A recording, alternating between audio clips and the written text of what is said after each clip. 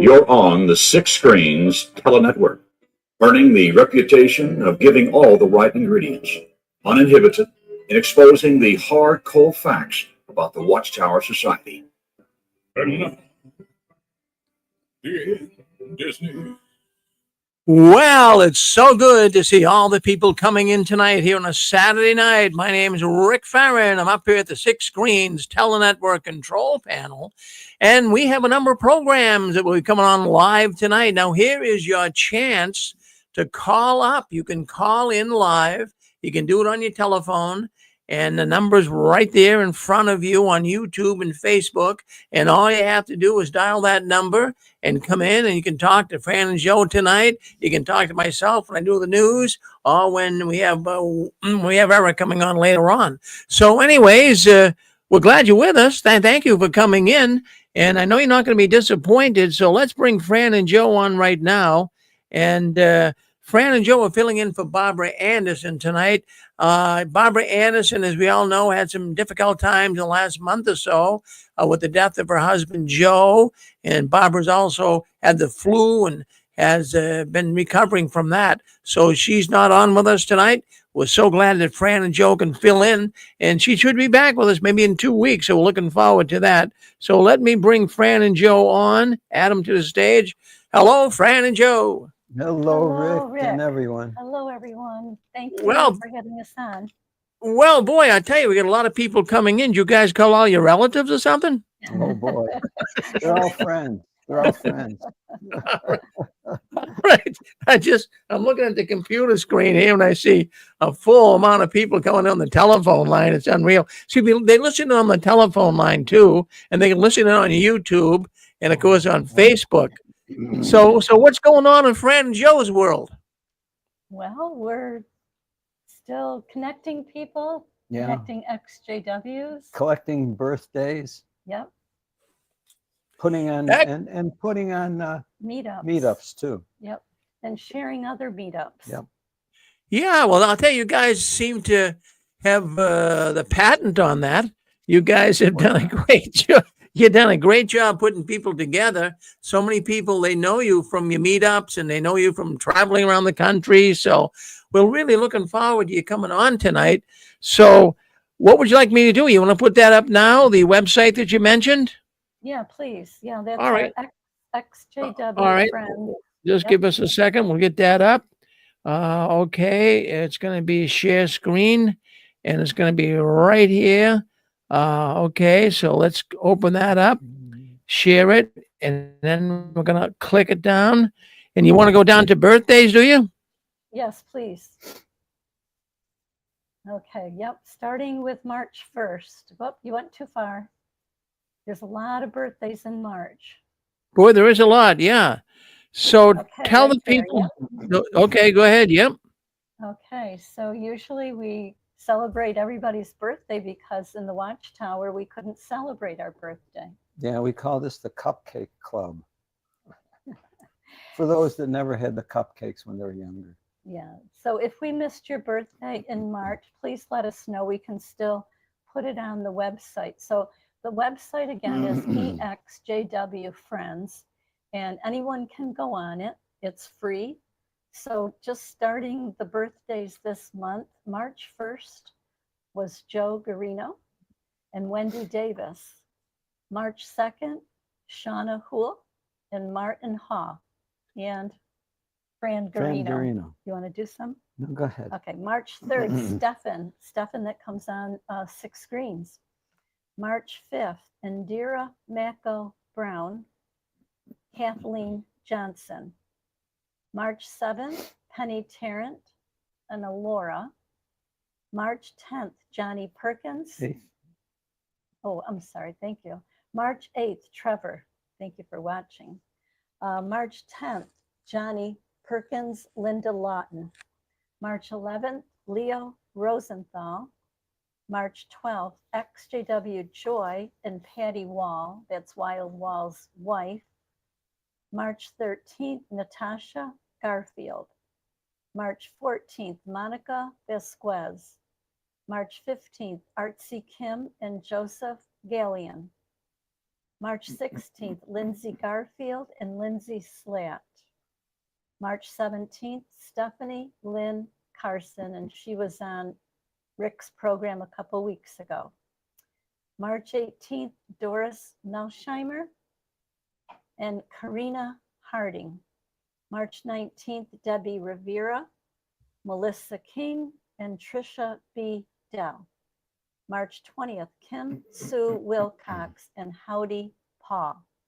March 21st, Sarah Hicks Beck and Anna Anna. March 22nd, Michaela Abraham. March 23rd, Nero. March 24th, Jim Acker, Kelly Eckerman, and Gianna Grassi. March 25th, Randy Eckerman and Dana Colicchio. Let us know if we can correct anything. March 26th, Pete Manning and Brittany Nicole. March 27th, Michelle Ragoza and Billy Wanda Wiggs. March 28th, Justin Fiorenzo. March 29th, Wes Bolish as Dinah Lost Husband. March 30th, Kumi Wellman. And March 31st, Jimmy Bumpus. And when we have it on our Wednesday program, there's a little song they play. But anyway, Happy birthday to all. Thank you for all letting us know your birthday. And then if you scroll down under birthdays, we have anniversaries. March 16th was Jonathan and Christine Murphy. March 27th, Jared and June Nicholson. March 28th, Randy and Kelly Eckerman. Happy anniversary, y'all. And if we missed any, please let us know. You can let us know in the chat. Did you want to say something about the chat? Oh, the chat. The chat, you know, I view the chat really in a way as... Oh, we're not finished yet, Rick. So Joe just wanted to say something about the chat. Oh, okay. The chat. We're so glad we have the chat here. I view the chat almost like old technology in a way. Some of us are familiar with a clothesline. Some of us aren't familiar with a clothesline. Depends how old we are. But in your backyard, in everyone's backyard, back in the day, there was a rope line that went a certain distance, and maybe it was on pulleys, and it went in and out, and you can pull it in and out. And the people, or women mostly, sometimes men, would be hanging out the window or on the porch, and they'd hang their clothes on it and pulley it out, and it'd be stretched out across the lawn, and it'd be blowing in the wind to dry the wet laundry. So basically it was a solar clothes dryer. Basically the sun dried it and the wind dried it. Yeah. And the other thing, the reality is that everybody got to see everybody's laundry. So it was very public. And everybody got to see what everyone else, well, wore and did and all that. So it was public. And so we have to be very careful that we show things that, well, we're glad to show, because otherwise it's very public. And the chat is that way. It's really like that old technology of the clothesline. Everybody gets to see our laundry. And in most cases, it's clean laundry. We have to be careful that it didn't miss some and it's not clean laundry. It's like, oops, how did that one get out there? This wasn't supposed to be. That's the chat. The chat is like a clothesline where our laundry gets out there for everyone else to see. And as pleasant as that could be, it could also be unpleasant, and it could also be disturbing and cause trouble. So we need to be careful and be aware of the fact that we're making public whatever we express. which is a good thing if we have good things to express. But we need to check ourselves and be sure of what we're expressing. Now, it's up to each individual. You can express anything you want. I personally, I don't have any restrictions as to what's in there. But I personally would restrict what I put in there, because there's some things I just would not want to put in there. So let's just remember, it's a place where our laundry is made public. And in most cases, we're glad for each other to see it. In other cases, if you got some laundry that's not in good shape, you ought to take it somewhere else. You really, in private. It's a good place for it. So something to think about. That's such a good illustration. Joe was always good with illustrations when he gave talks, and he comes up with some really good ones. But it's true. It really is true. So let's be careful what we put in the chat, because others can read it or they can misunderstand it. Yeah. So if we can just finish up XJW Friends, we have the meetups. So the first meetup we have, I don't know if you can scroll down there, Rick. Let me go on. Let's see. Oh, there we go. Okay. So April 5th, next Saturday at 2 o'clock. It's an online meetup. So that means anybody around the world can join. It's at 2 o'clock, 2 to 4. And all you have to do, you can either get it from get the information off of XJW Friends, or you can Google DC XJW online meetup, and it'll give you all the details how to get on. And there's even a phone number there. Now, also that day is April 5th is XJW Burbank, California meetup. And if we click on that, it'll give us the details. It's going to be April 5th from 4 o'clock to 7 o'clock. It's going to be at the Brew Brothers Brewery in Burbank, California. That's a tongue twister. Brew Brothers Brewery, Burbank, California. The hosts are Jerry Stone, or as we know him here, Shack Composer. Sometimes he is also known as JP when he calls in. So Jerry and Karina Harding are the hosts. You can go to the website, and the address is there. Again, this is in Burbank, California. For anyone who is, excuse me, close to there, Burbank, California. So that's next Saturday. So it's on the website. All you have to do is check the website. Now, on May 18th, we know that that's a ways away, but we're having an XJW Excellent Chicken Barbecue meetup right here in our area, not at our house, but close by. It is the XJW Friends, and we also have ones that were not witnesses, but they are very supportive of us. It's going to be in Remsen, New York. The address is there if anyone can make it. May 18th, it's on a Sunday at 1 o'clock on the lake at the Kiefer's house. And there's an RSVP, and please bring a dish, snacks, or drinks to share. So we already have some folks coming. Some are coming from Massachusetts.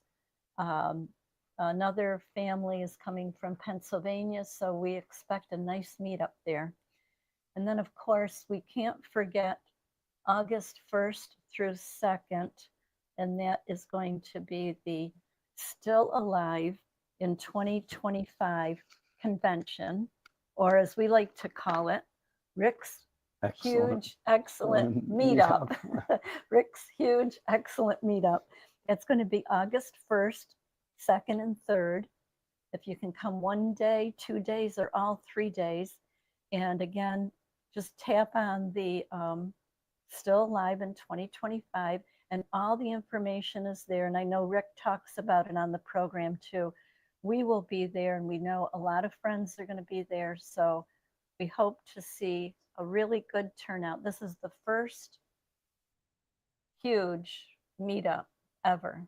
And Rick got the idea 2 years ago when we were in Washington, D.C. And he was sitting there and he goes, we should have a meetup and invite everybody.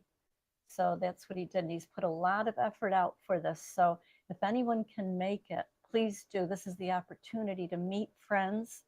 Even if you're a little shy, it's okay.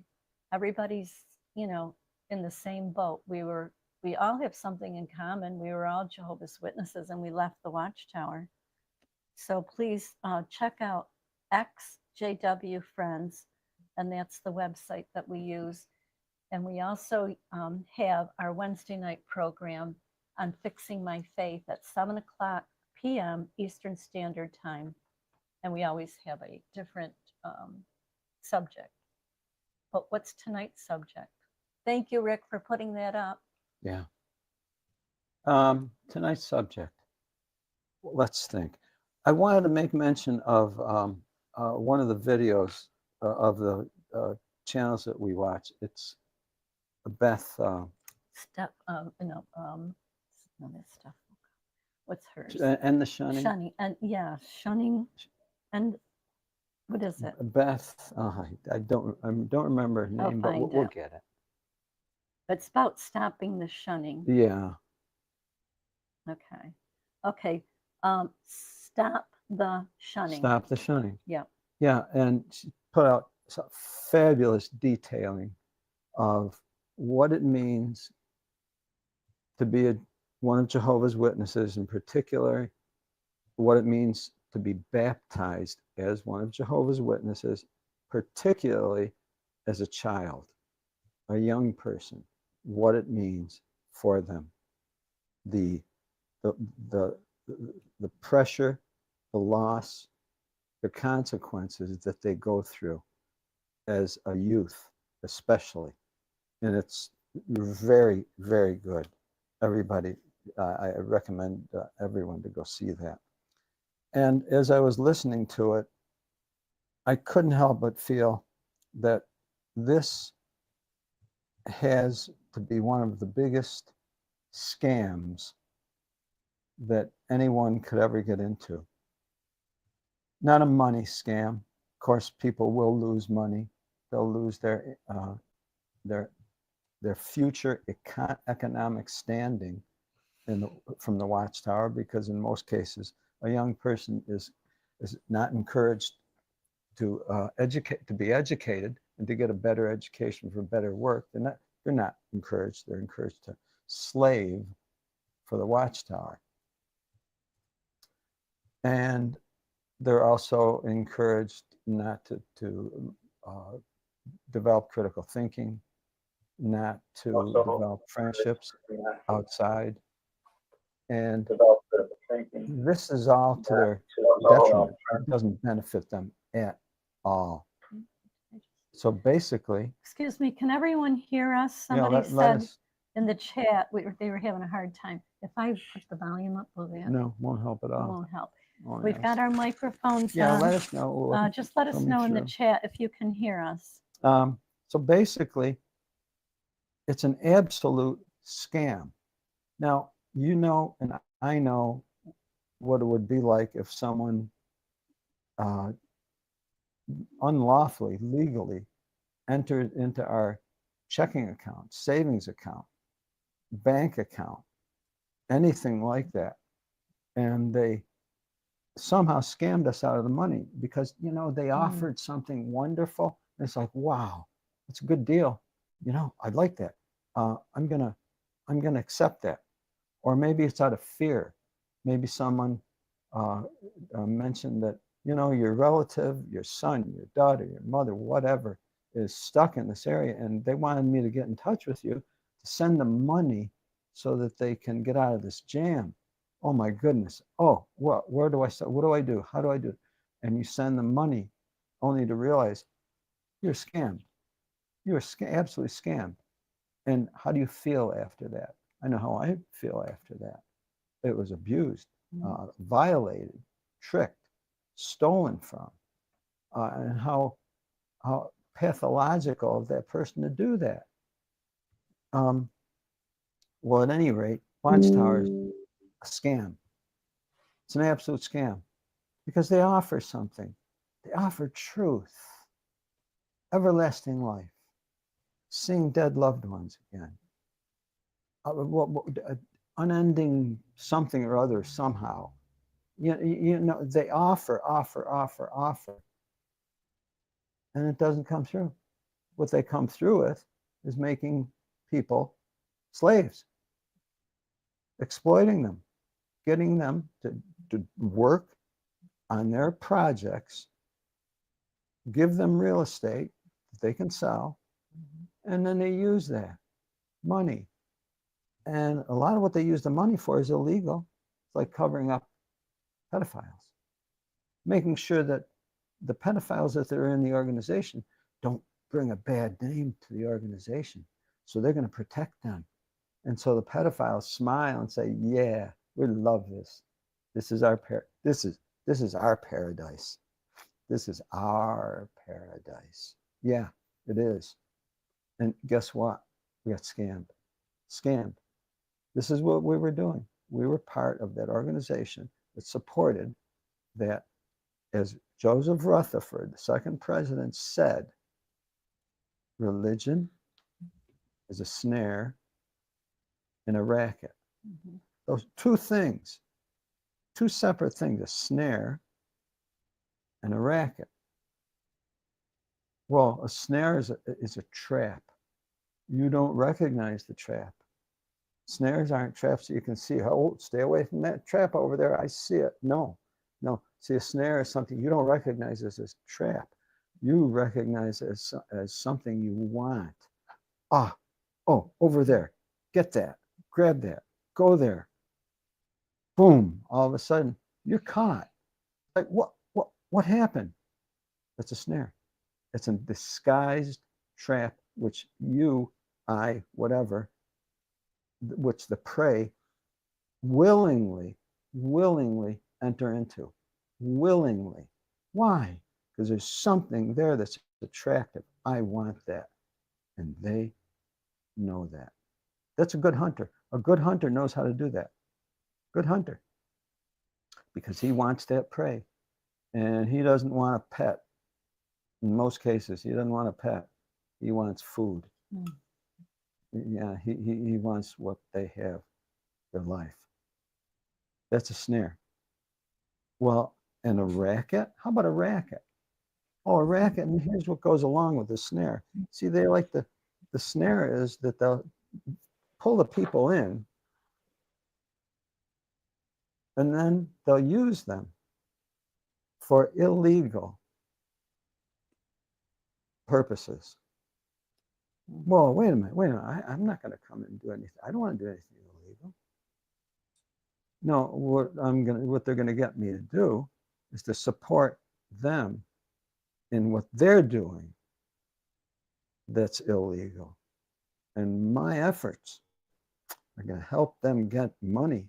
And I'm going to even give them money so that they can get rich, and use that money for whatever political or illegal criminal or political purposes that they want to use it for. That's the racket. It's a total fraud, but it's also a snare where it's abusive and hurts you. That's what Rutherford said. He told people, he said that. He said religion is a snare and a racket. Well, I can vouch for that. I mean, Fran and I came from the Catholic Church. Let me tell you, that's a racket. You know what the mafia is like? Well, just think of the same, two and the same. Each one's worse than the other. That's a racket. They present themselves as beautiful and wonderful, and they're the lowest of the low for the purpose of power, control, wealth, not for religious edification. That's just the window dressing that draws people in. Oh, what a beautiful religion. Oh, my God. Oh, the music. Oh, the pageantry. Oh, the everything. It's so beautiful. Yeah, yeah. Rich, beautiful. Oh, I want. Well, we know what's in there.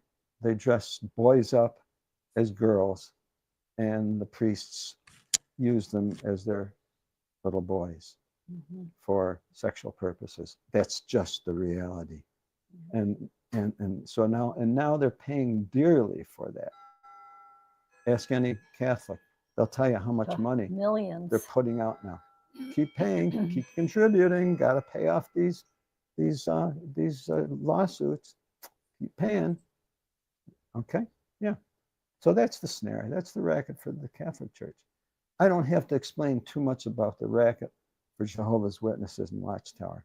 Most of us know what it is. If you don't know what it is, you better do some research, and you're going to find out how deep of a racket it is and how it started out that way as a political entity, as Zion's Watchtower. What does that mean? Zion's Watchtower. Does that sound political? Check it out. You'll be surprised, maybe. Maybe you won't be surprised. Where's the money go to? Oh, well, who knows? Maybe the Zionistic agenda. Interesting. Is that political?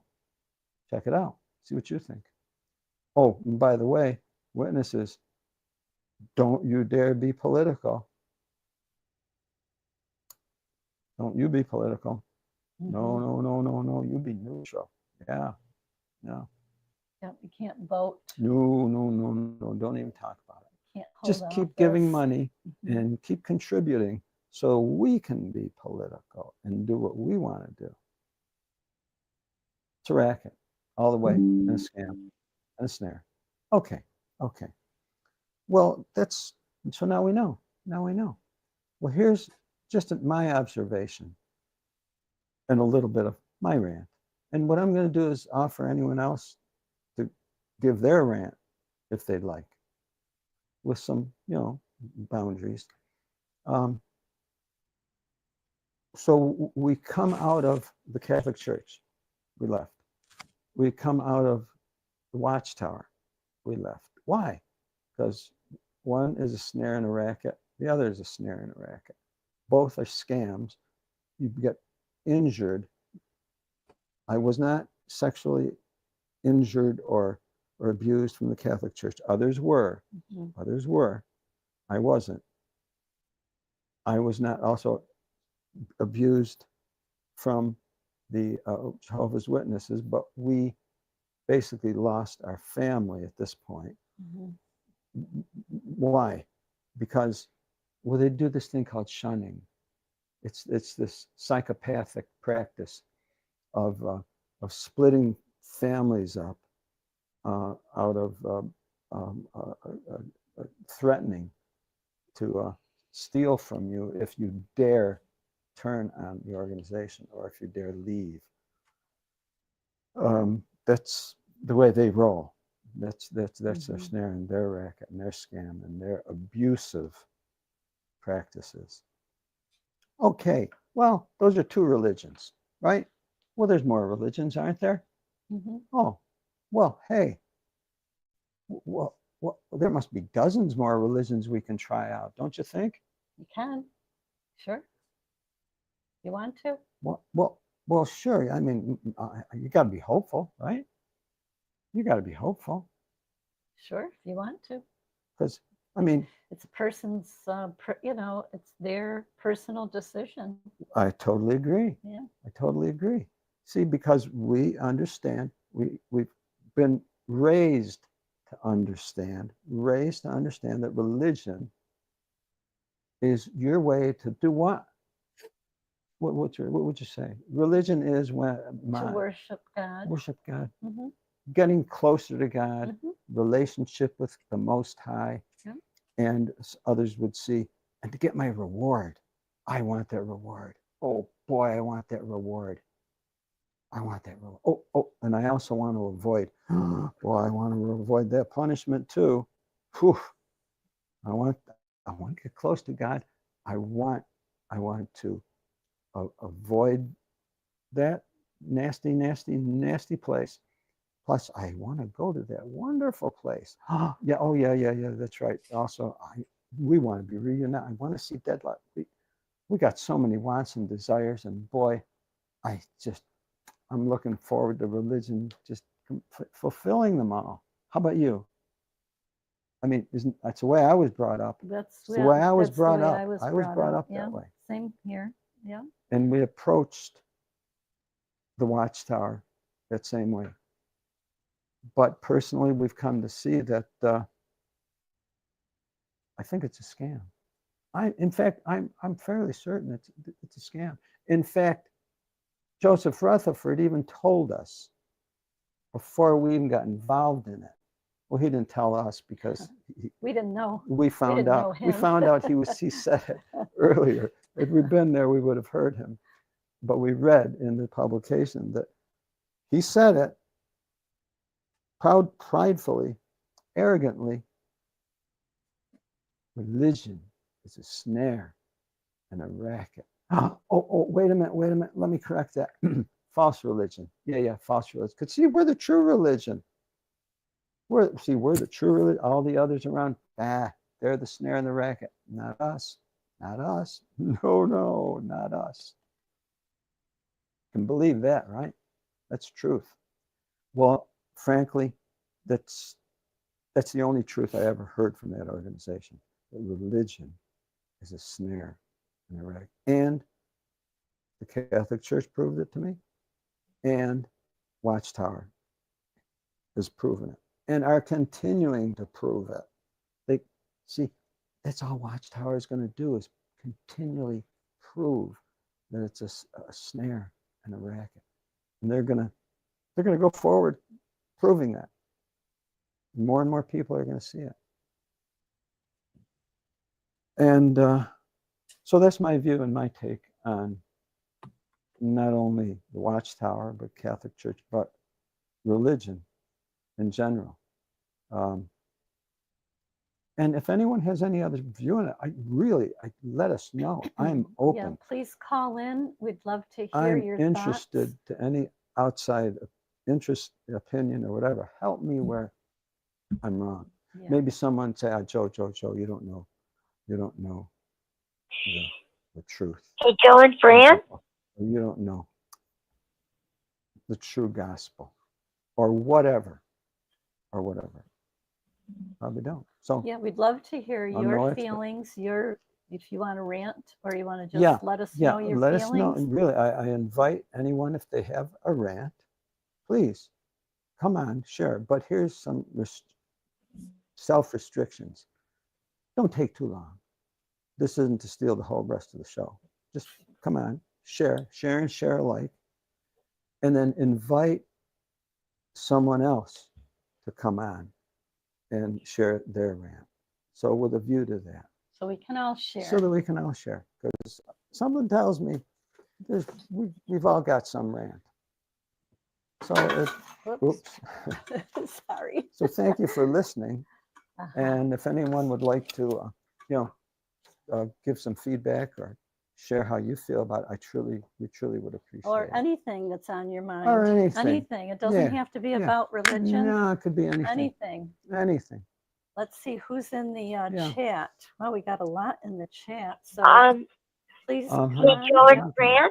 Oh, yeah. So 7. Joe and Fran, can you hear me? Not yet. No. Oh, no, Fran, I'm sorry. Fran and Joe, can you hear me?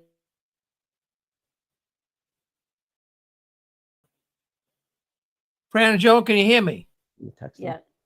So Rick, it just says he doesn't do text. Oh, okay. Rick, can you hear me, Fran and Joe?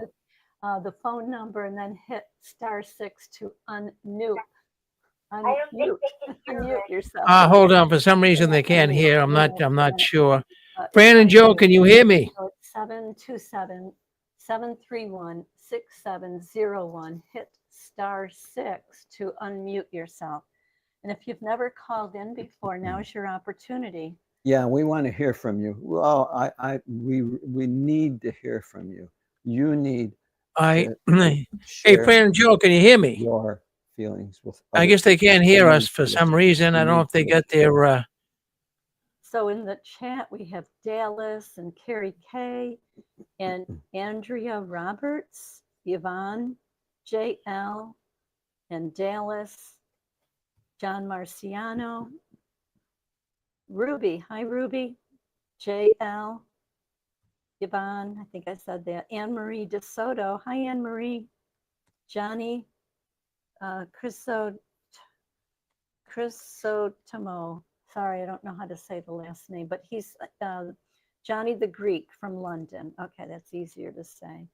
And also Valkiv is here.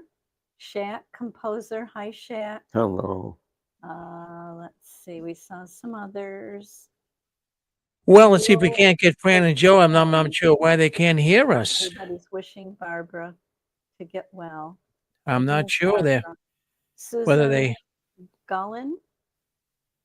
Are they on the And phone? I'm going to give them a call on the phone. And Tell them, yeah. What's this here? where? Let's give them a call right now on the phone because they cannot hear us. So let's see if we can't notify them. And Do we have to for get some on? reason, Sorry. Okay. Oh, we're not able to hear them? No. But we should. No. Oh, there's something. Yeah, but then you're going to hear everything. okay, can you hear me now? What do we do, Rick? Can you hear me? Hold on 1 second. Yeah. Yes. Can you hear us now? Hold on 1 second. We went on the phone.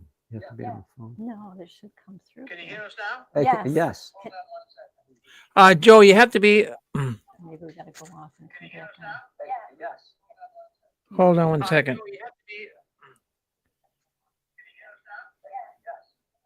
Are you on the telephone right now or no? Let's see. No, we're not. Rick. Okay, good, fine. Well, for Should some we- reason, Should we be on the telephone? no, you should not be on the telephone. We have lost Uh, this. I guess you're not, but let's see if we can. Yeah, I'm not yeah. sure what. No, we're I'm- not. I'm We're I'm gonna call you myself right now. Hold on 1 We're- second. Maybe we'll leave and come back. Yeah, just- I'm gonna call you myself right now. Hold on 1 second. Okay. Call Fran and Joe. Calling wireless Fran and Joe. Let's see if we can't get them on here. Hold on, folks. Let's see if we can't get them on here. Okay, Rick. Yep. So yeah, for some reason it's you're not picking up on the telephone calls. No, we're not. I'm Okay. just trying to walk you through this. You have your speakers on? Check your speakers. The speaker is on stream on the right on the bottom. That's a microphone. Yep, speakers on. What's that? Audio. iPad, microphone, USB. Yeah, I know the audio. Audio's on. Sometimes we have trouble. We have to get off and go back on again. Okay, why don't you do that? Go ahead off. I'll kind of talk to the audience for a little bit. We'll be back. All right. Go out and come right back in. Okay, well, Okay, we'll see what happens. All right, well, we'll get them right back on, see what happens. Well, this is Rick Farron here at the control panel. We'll get Fran and Joe right on with us. They couldn't hear the telephone calls. We do have a number of people who want to speak up to them. But sometimes when you do live programs like this, it can always be some little snafus here or there. We'll see what happens. They can dial out and come back in again. Sometimes that kind of straightens it out. Can you hear me now? Let's bring Fran and Joe in, see if they can hear me now. Hello, Fran and Joe. Okay. Can you hear me now? So everyone can hear you. Okay. Testing, Can- 1. Can you hear us now? We can't hear Can't you. hear What anyone. did we do? Did we Is your do you have your speakers turned up? 1, 2, 3, No, we testing. can't. Okay, 1, we 2, can hear you. 1, 2, 3, hear you. testing.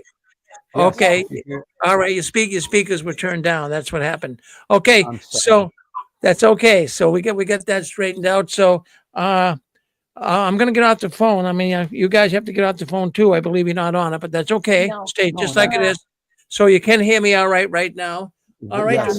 Did someone want to come in and say hello to Fran and Joe? I believe there was one on there. This is Susan. Go ahead, Susan. Say hello. Yep. Can they hear me?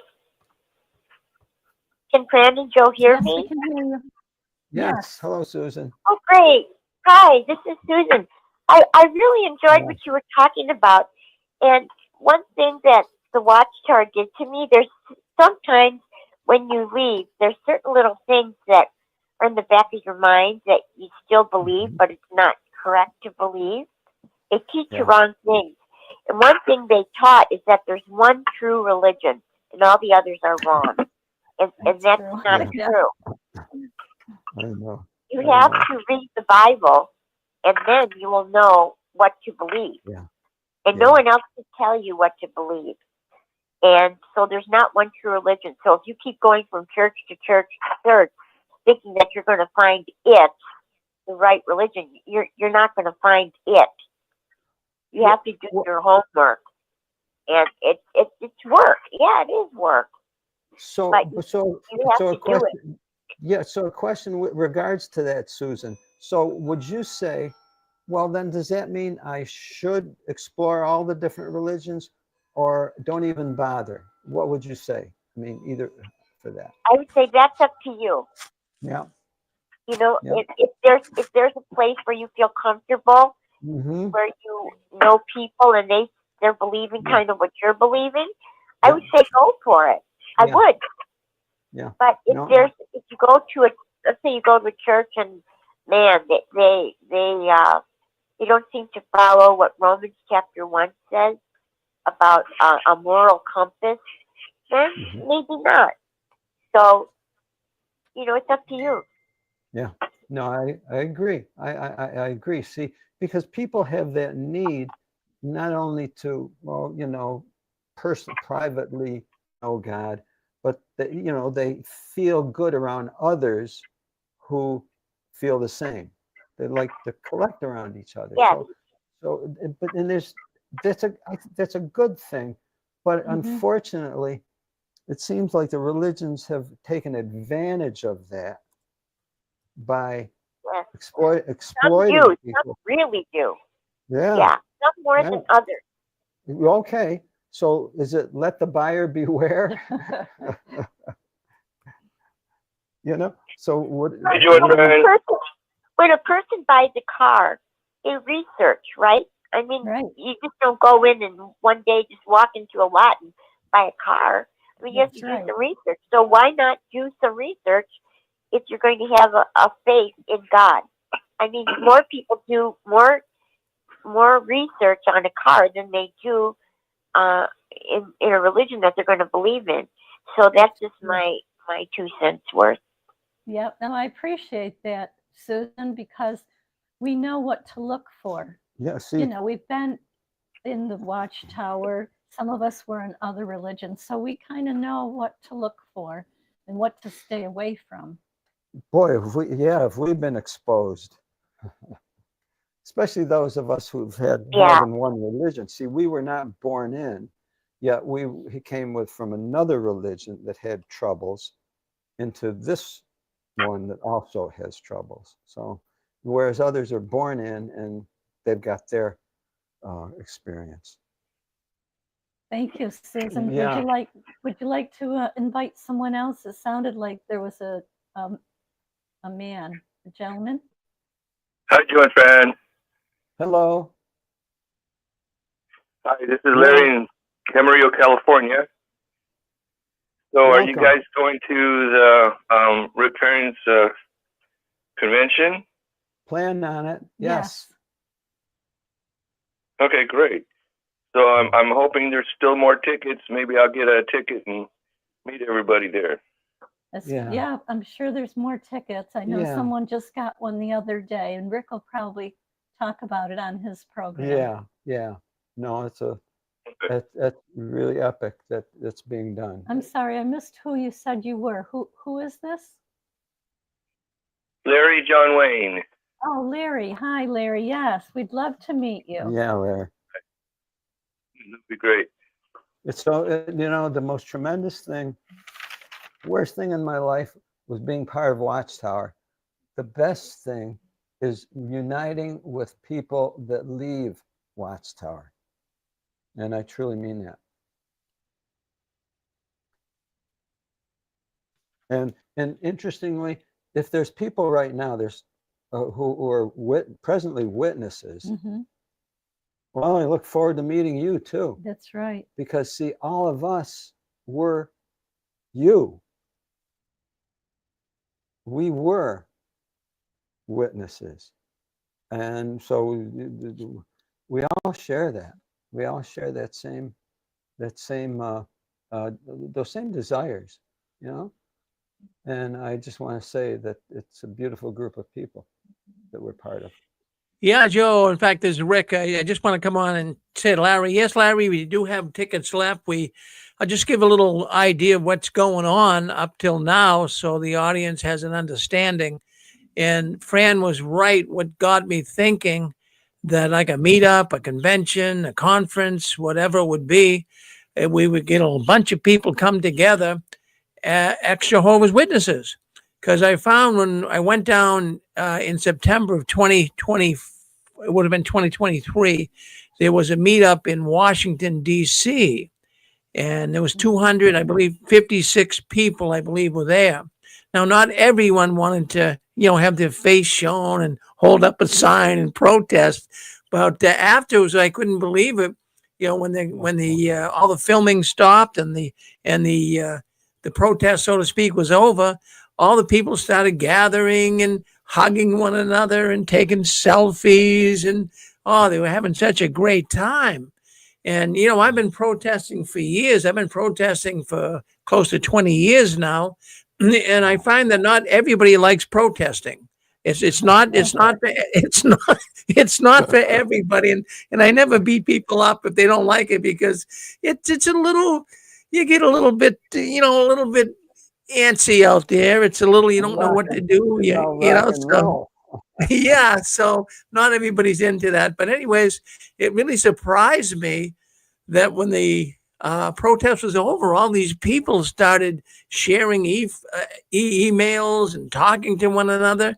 And so I'm thinking, wow, that's amazing that they would come out like this near the end. So I'm thinking, why don't we have a real big convention or a real big meetup of Jehovah's Witnesses?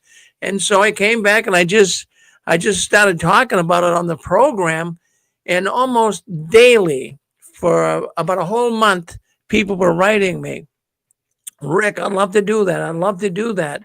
So I went out and I got a room, a conference room at the Hilton Hotel up here in Tewksbury, Mass. It's about 20 miles north of Boston. And it's brand new. It's just been renovated. It's really, really nice inside. So they have a conference room that holds 300 people.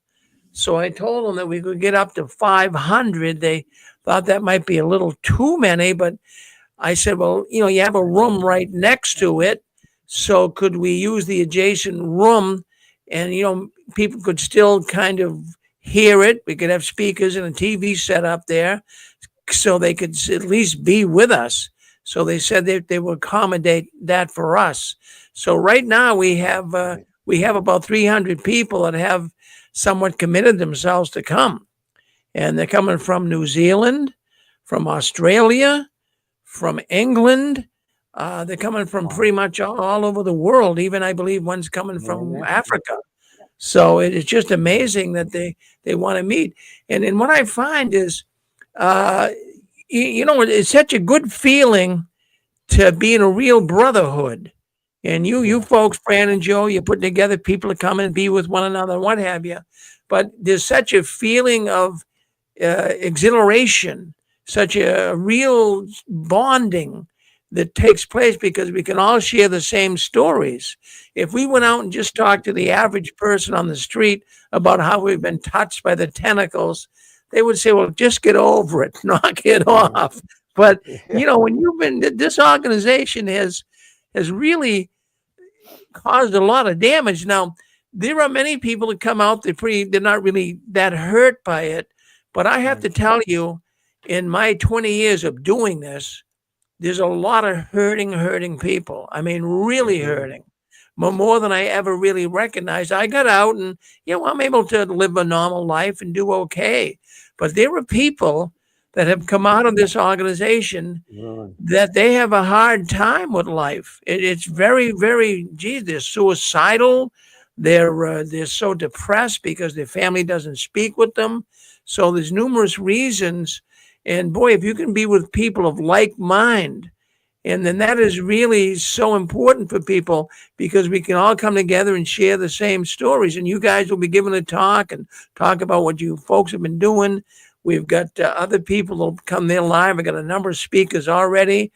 We have Barbara Anderson's going to be there live if she's doing well, and she feels like she is. She's looking so forward to it. And we have also Fritz. Do you have any room for more speakers? Oh, yeah. In fact, Larry, I know you have. What I got is anyone that has an extreme abuse story. And Larry, you have that. You have it. I've listened to your story. So, we'll give you a speaker slot. Now, write me, Larry, at jwworldnews@gmail.com. And I'll send you all the information about it. If you think you can make it, I'm not going to hold people hostage, but if you think you can make it, I'll send you out a ticket. Tickets are free, and send you out a ticket, and all the instructions, everything will be on the ticket. Okay. Thanks, Rick. But I'd love to have you. I'd love to have you give a talk, Larry. Really, you would. Your story would shock them, really. So we're looking forward to it. Like I say. We got in the main auditorium. We have 300 seats. I'm pretty sure they'll all be taken. And then I'm working on a band right now that we're trying to get up there. They're ex-witnesses, and we've had a program on here before called Apostates Got Talent, and they've appeared on that, and they're very, very good. So I'm working on trying to get them up here.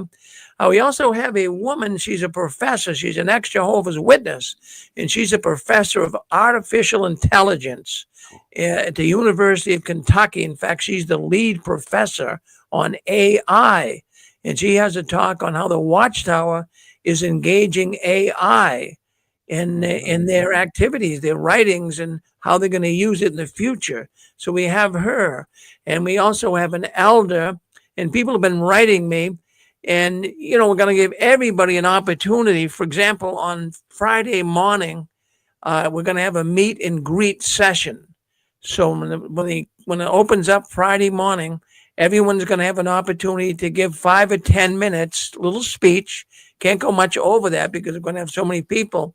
But everyone who wants to, and they want to say why they came, how the Watchtowers hurt them, and 5 or 10 minutes, and then other people can speak up as well.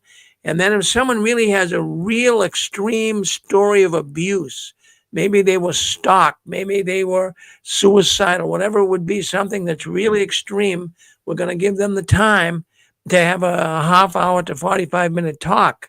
So we have a brother coming in. He's a former elder. He's coming in from Ohio. And I've dealt with this man. I called him on the phone. We talked. He has a real story to tell about how his son, who was one of Jehovah's Witnesses, and he was an elder at the time, and how his son committed suicide because of this religion. So that's going to be, these are the type of stories I want the world to hear. We're going to live stream it. I'm going to live stream as much as we possibly can. I want everybody that can't be there to be able to at least see it. And I'm trying to get some pretty high profile apostates and even opposers to come to the convention via the internet and come on. I'm trying to get Erwin Zalkin. I'll know by the end of next week whether he can make it or not. He's the lawyer for the Watchtower, and I'm not for the Watchtower, for the people who are plaintiffs,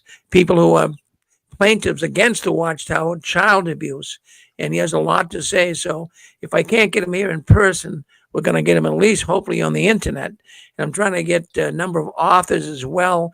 Randy Waters, we all know him. David Reed. So we're trying to put this all together.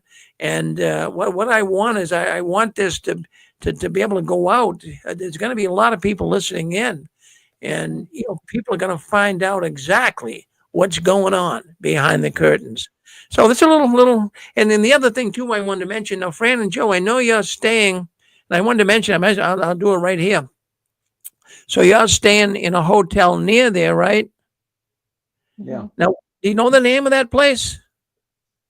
Um, Was it Residence? yeah, the Yeah, residences. residence. That's Yep, it. the resident. It's across the street. And what's nice there is that they have suites, and we're going to be able to cook our own meals.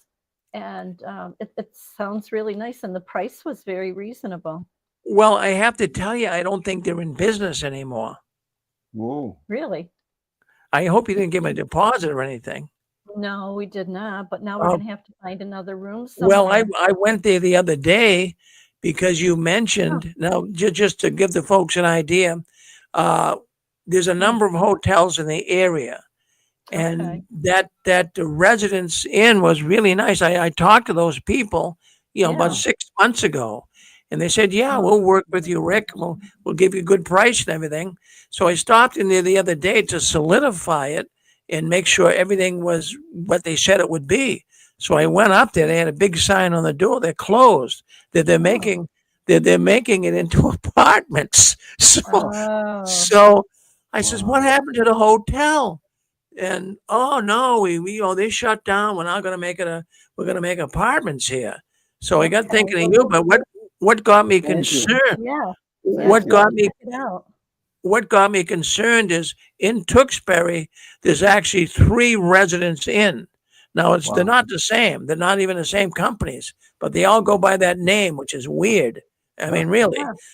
So, but anyways, there is some other hotels nearby that Okay. now there's a Motel 6 as well. And what we're going to do, we get enough people up here. I'm going to have a shuttle. I've already had a person say they would do this for us. I'll have a shuttle that will kind of shuttle people around from the different hotels, and Wow. also for the different places. Now you can walk. It's in walking distance to Cracker Barrel, McDonald's.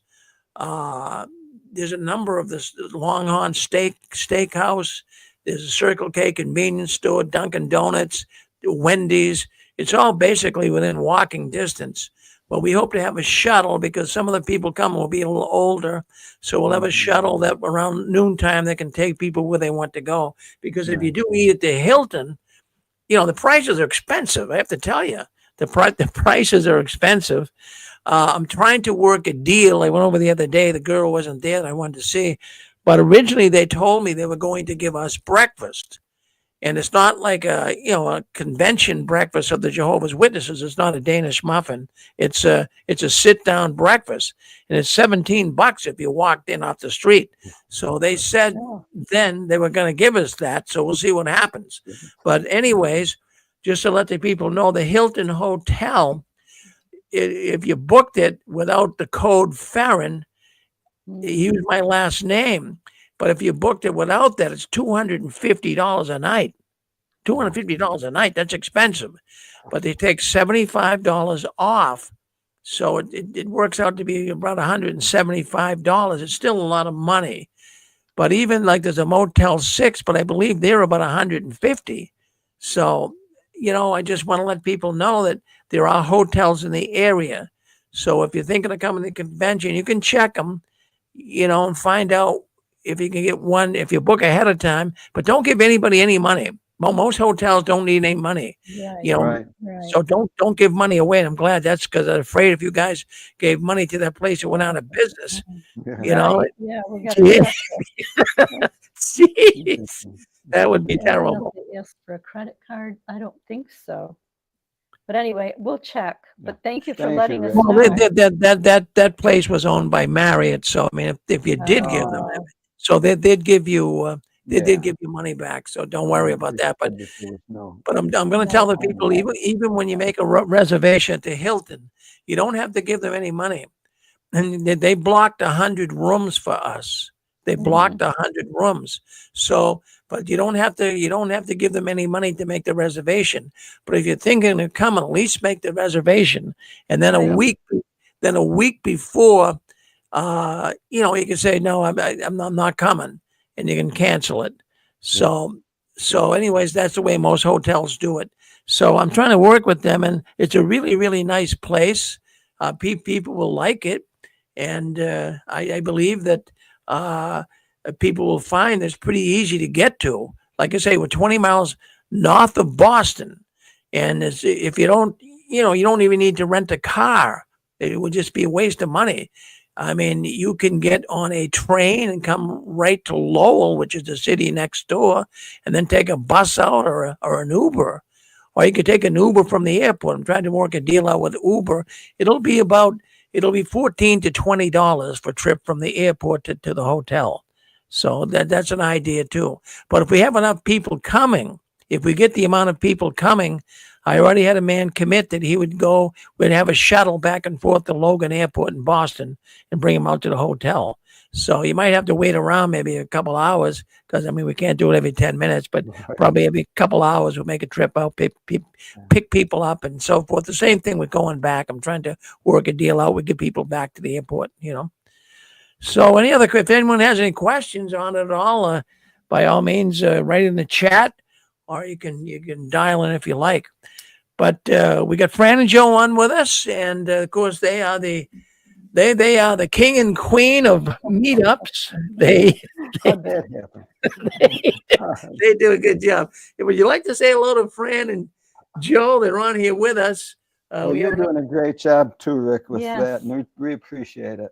Truly do. Well, you know what it is, Joe. I'm having fun. Oh yeah. And that's why I'm looking so forward to it. See, when there's nothing better than brotherhood, and we kind of experienced that as even Jehovah's Witnesses. I mean, we got together and we're all brothers and sisters, but this even has a more cozy feeling to it for some reason. It really does. It makes you feel good knowing you can be with people that think like you think. They know what I'm talking about. I talk to so many people, they say, well, Rick, what do you do? I said, well, I have a business and I do a radio program on the weekends. Well, what do you talk about? They have no idea. They have no idea how nasty and evil the Watchtower is. It's unreal. Yeah. So we got Fran and Joe here with us. If you want to stay alone. Yeah, we want to give a shout out to Rory Behan. He says hello from Ireland. Yeah. My brothers and sisters, I'm in the pub now. Oh boy. I go to the Kingdom Hall and I try to worship Jehovah tomorrow. I hate the divide and I'm deeply ashamed for shunning. Love you guys. Wow. We appreciate you coming on. Thank Rory. you for your words, Rory. Thank you. Yeah, and it takes a lot of courage to speak up. Yeah. And you also said that you did speak up about the CSA in Ireland, and they were going to remove you for speaking up, but it says thankfully my English wife intervened and shut me down. So we hope it all goes well for you, and. Our words are powerful. Yes. And so they can get us into trouble like that, Rory, or with the right time and the right message and the right heart, your words are going to be powerful. And it's a question. It's all a question of time and your devising that situation. And everyone who's PMO is in a situation of having to develop the strategy to make their way forward. It's not just out, it's forward. And that's the thing that bonds the people here. They're all making our way forward. See, when we first came into the Watchtower organization, there were people there that, well, I didn't choose to be with them. You didn't choose to be with them. They were people that were there or came in, and I didn't have any choice in whether or not, well, I'm interested. No, I'm really not interested in hanging around with this person. We're all thrown together, basically. They did it. Well, this is different now. We're a collection of ones who have experienced basically the same thing. And our minds are focused on something that unifies us. We don't all have to think the same. We really don't. We don't all have to have the same point of view as far as religion goes. We don't.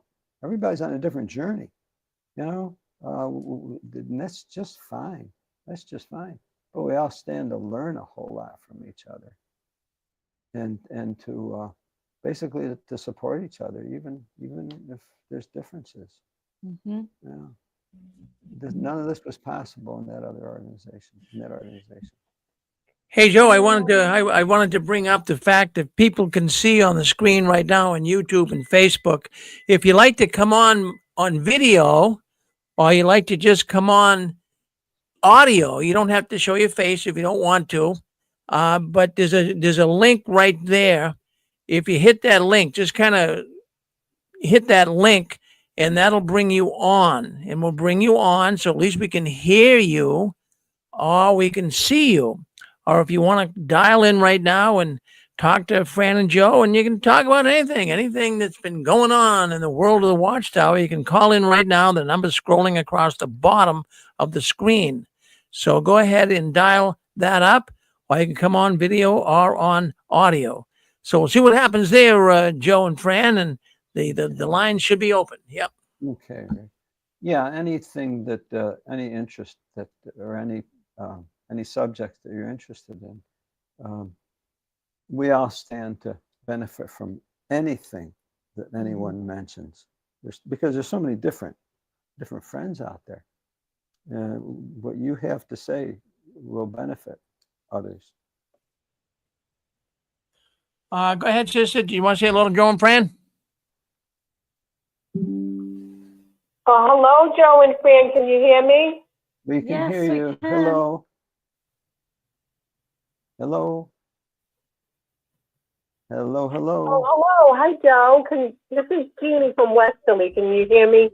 Oh, hi, Jeannie. Hello, From Jeannie. Westerly. Yes, we had a nice meetup in Rhode Island. Yeah.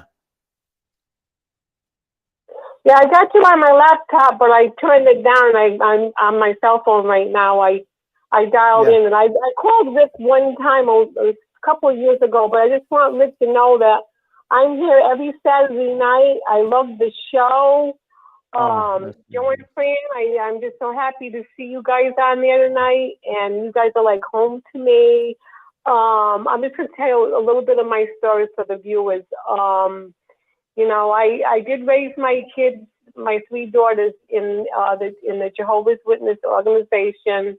I was a hard nut to crack because I smoked and I was worldly. I studied for a long time, but I used to go to the hall and sit and bring my kids.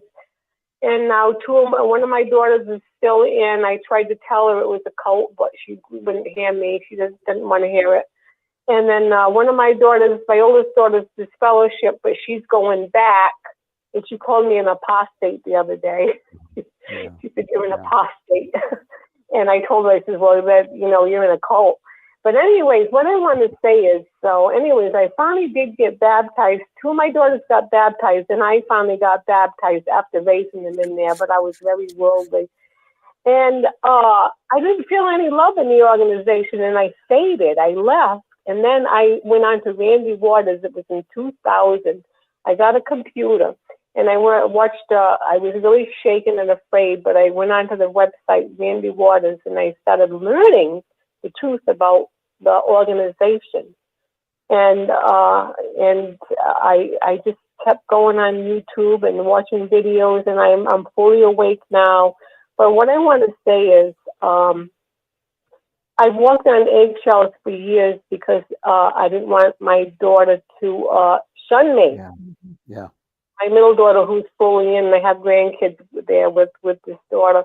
I didn't want her to shun me, so I walked on eggshells for years and didn't celebrate Christmas or birthdays, which I want to, but But I sneak the kids, some of the kids, I sneak them like money in a card and stuff like that for their birthdays. But that's the whole undercurrent that I want to talk about. There's that whole culture that even like when you leave, and if you fade, like for me, I faded, and I still want to have something to do with my family. I'm a single woman, and these are my kids and grandkids, and that's my life. And the organization, it just breaks up families, and it's just heartbreaking. Yeah. And I just wanted to say that, and I don't usually call in or anything like that. I've never been on a video, but I saw you join Fran, and I just wanted to call in and say hello. I love your show. I love Rick's show. I love. Jeannie, I'm so glad. I'm so glad you did, Jeannie. And I have to say, what you're talking about is that Beth and Stop the Shunning video, a channel, is exactly what she was talking about. See, the Watchtower knows people.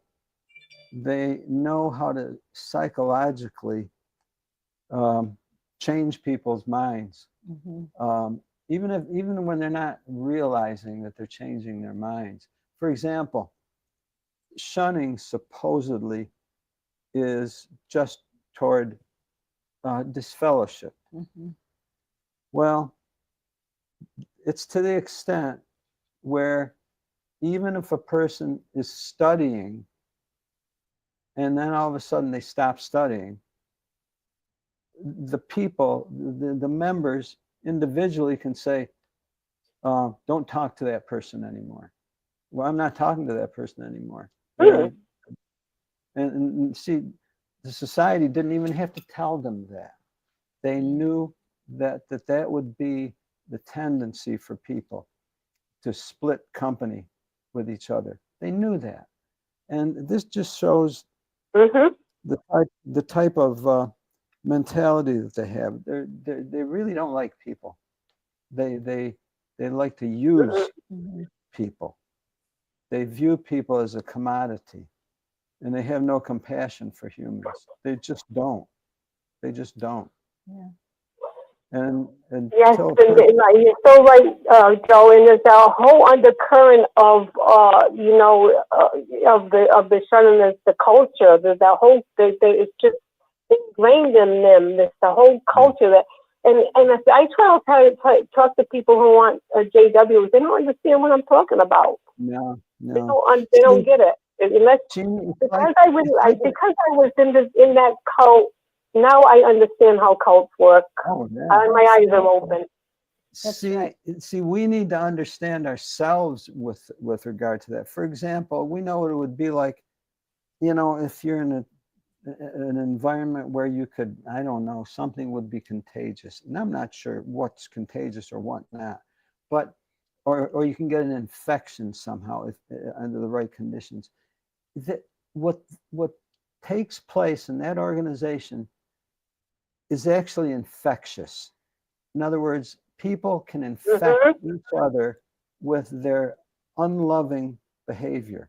They actually infect each other. In other words, one sees someone saying, oh, I'm not going to have anything to do with that person anymore. And, oh, yeah, well, maybe I shouldn't either. No, I'm not going to. And it rubs off. And the society doesn't even have to tell them that. They don't, those aren't written directives. These are things that they know that people will do to each other. In other words, they're willing to influence each other in an unloving way. Well, we're not willing to infect each other in an unloving way. That's the difference.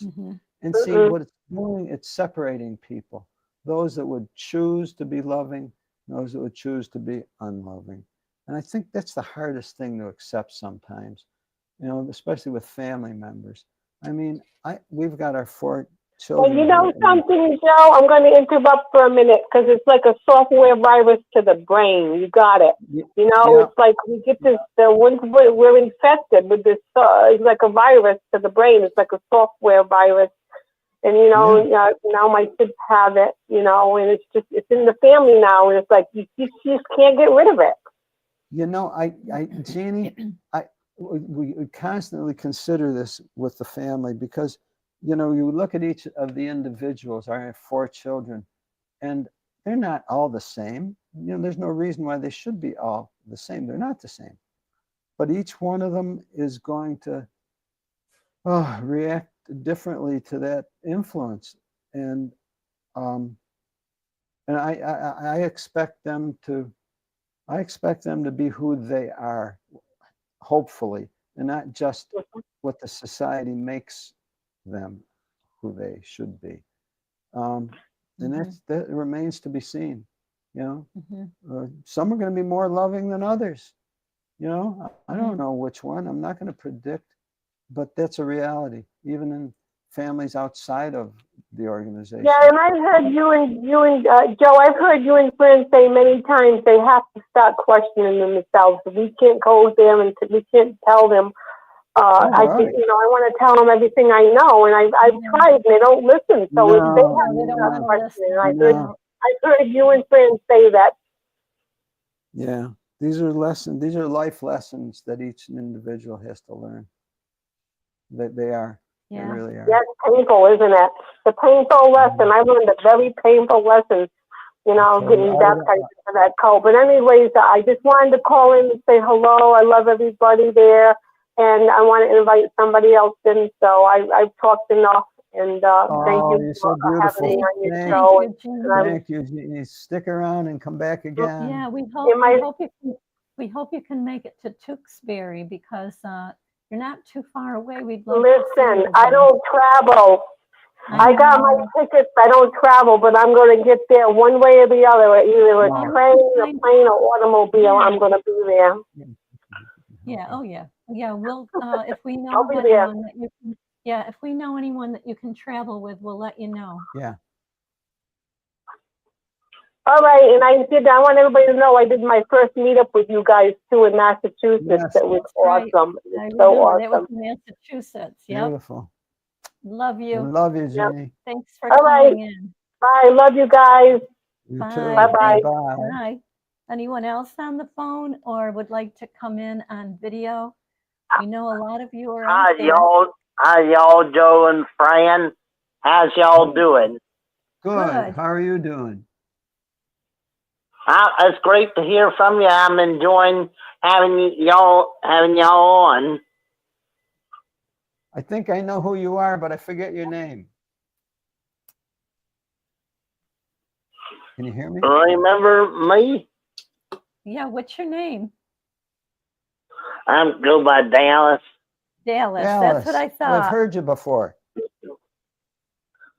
And that's great. I agree. It is a absolute fraud that it is.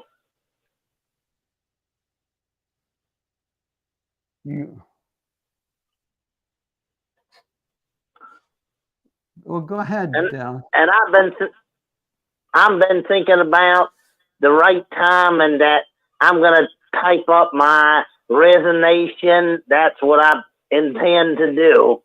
Yeah. You know, everybody's got their own plan.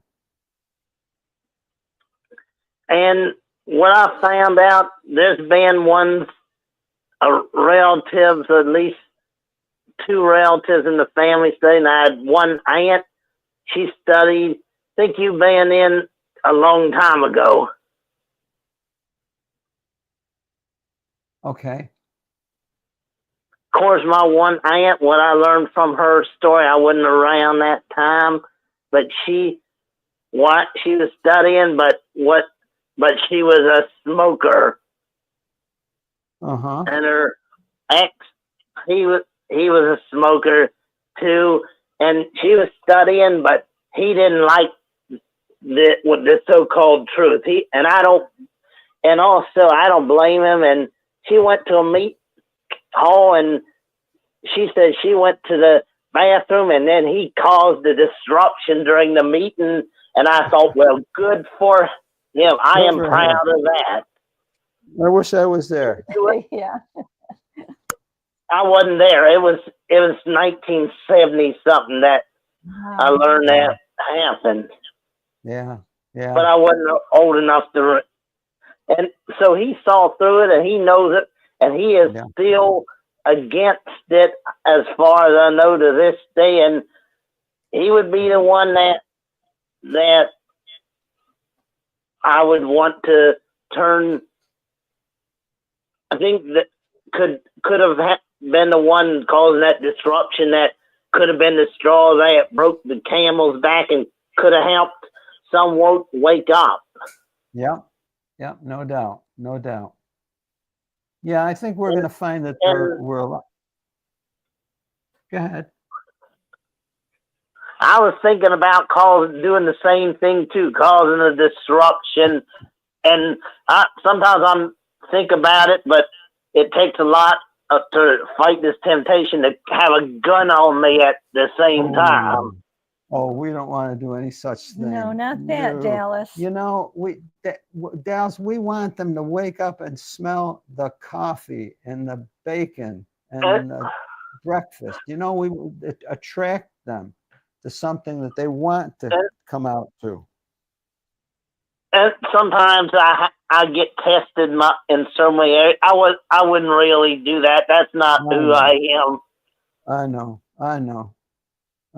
They bring out strong feelings in people because they're so hateful. But the truth is, I love them very much, and I'm sad for them. Yeah. Mm-hmm. Oh yeah. Yeah. Well, look, Dallas. We were them.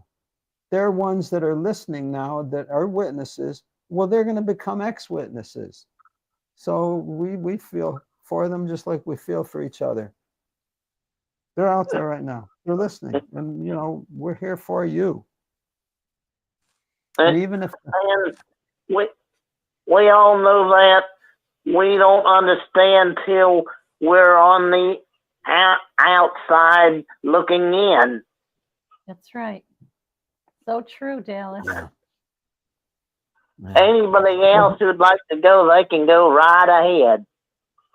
Thank you, Dallas. Dallas, nice hearing you. You are a sweetheart, Dallas. Thank you for coming on. We love you. I love y'all too, Joe and Fran. We stay with us. Stay with us here. Yes. Hello. Stefan? Is that Stefan? Stefan? Hi, this is Stefan. How are you guys this evening? We're good. Stefan. Good to hear from you. Good. Doing good. You know, you said we could talk about anything. You're probably going to regret that, but you said we could talk about anything. I had an interesting experience this morning. I met a buddy. Okay, I met a buddy for breakfast, and during the course of breakfast, rather, I asked how his daughter was, and he was telling me he was a little unhappy and a little disappointed. And I said, "Why is that?" He says, "You know, she's knee deep into this Mary Kay. Now, Mary Kay is a multi-level marketing group. Yeah. Herbalife, if they're still around. There was another one. I think it started with an A, Amway, maybe. I don't know if these companies are still around. Mary Kay, yes. But just take any one of these multi-level marketing organizations. He's like, and instead of going to get a job, you know, she needs a job in the worst way, and she needs health insurance, and she needs a retirement plan. But instead of doing that, she's all knee deep into this Mary Kay. He says, in fact, she drove to another state this morning for a convention. Yeah. And so in the back of my mind, and I'm going to bring this full circle, so don't get scared. But in the back of my mind, my thought process was how much these multi-level marketing groups operate the same way the Jehovah's Witnesses operate. Okay. Yeah. They put all this pressure on her. You have to go to this convention. You don't want to miss it. It's going to change your life, right? So now here's a person who doesn't have money, which is why she joined this thing in the first place. Now she has to borrow somebody else's car. You got travel fees, you got gasoline, you get there, you got to rent a hotel, you got to get food, you know the deal. And you already don't have money to go to a convention, and it's just going to be the highlight of your life. It's going to show you how you're going to make more money than you ever dreamed of in just a couple hours a day, and on and on. Just all these empty, promises. And he was telling me, he's like, I'm trying to tell her, you need to get a job and you need to get insurance and 401k and retirement and on and on and on. But he can't get her. The brainwashing has taken root. Let me say it that way. And it's the same thing with the Jehovah's organization. The lady that I don't remember her name. I think I talked with her the other day. That was talking right before Dallas. That's what she's talking about. That brainwashing, where they look at you because you're the enemy when you're actually telling them the truth. But they're so brainwashed they can't see that you're telling them the truth. They actually think that you're trying to oppose them. And I heard something very interesting.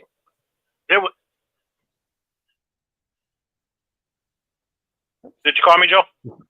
Well, yeah, I was just going to interject and say, Stefan, don't get in the way of my dreams.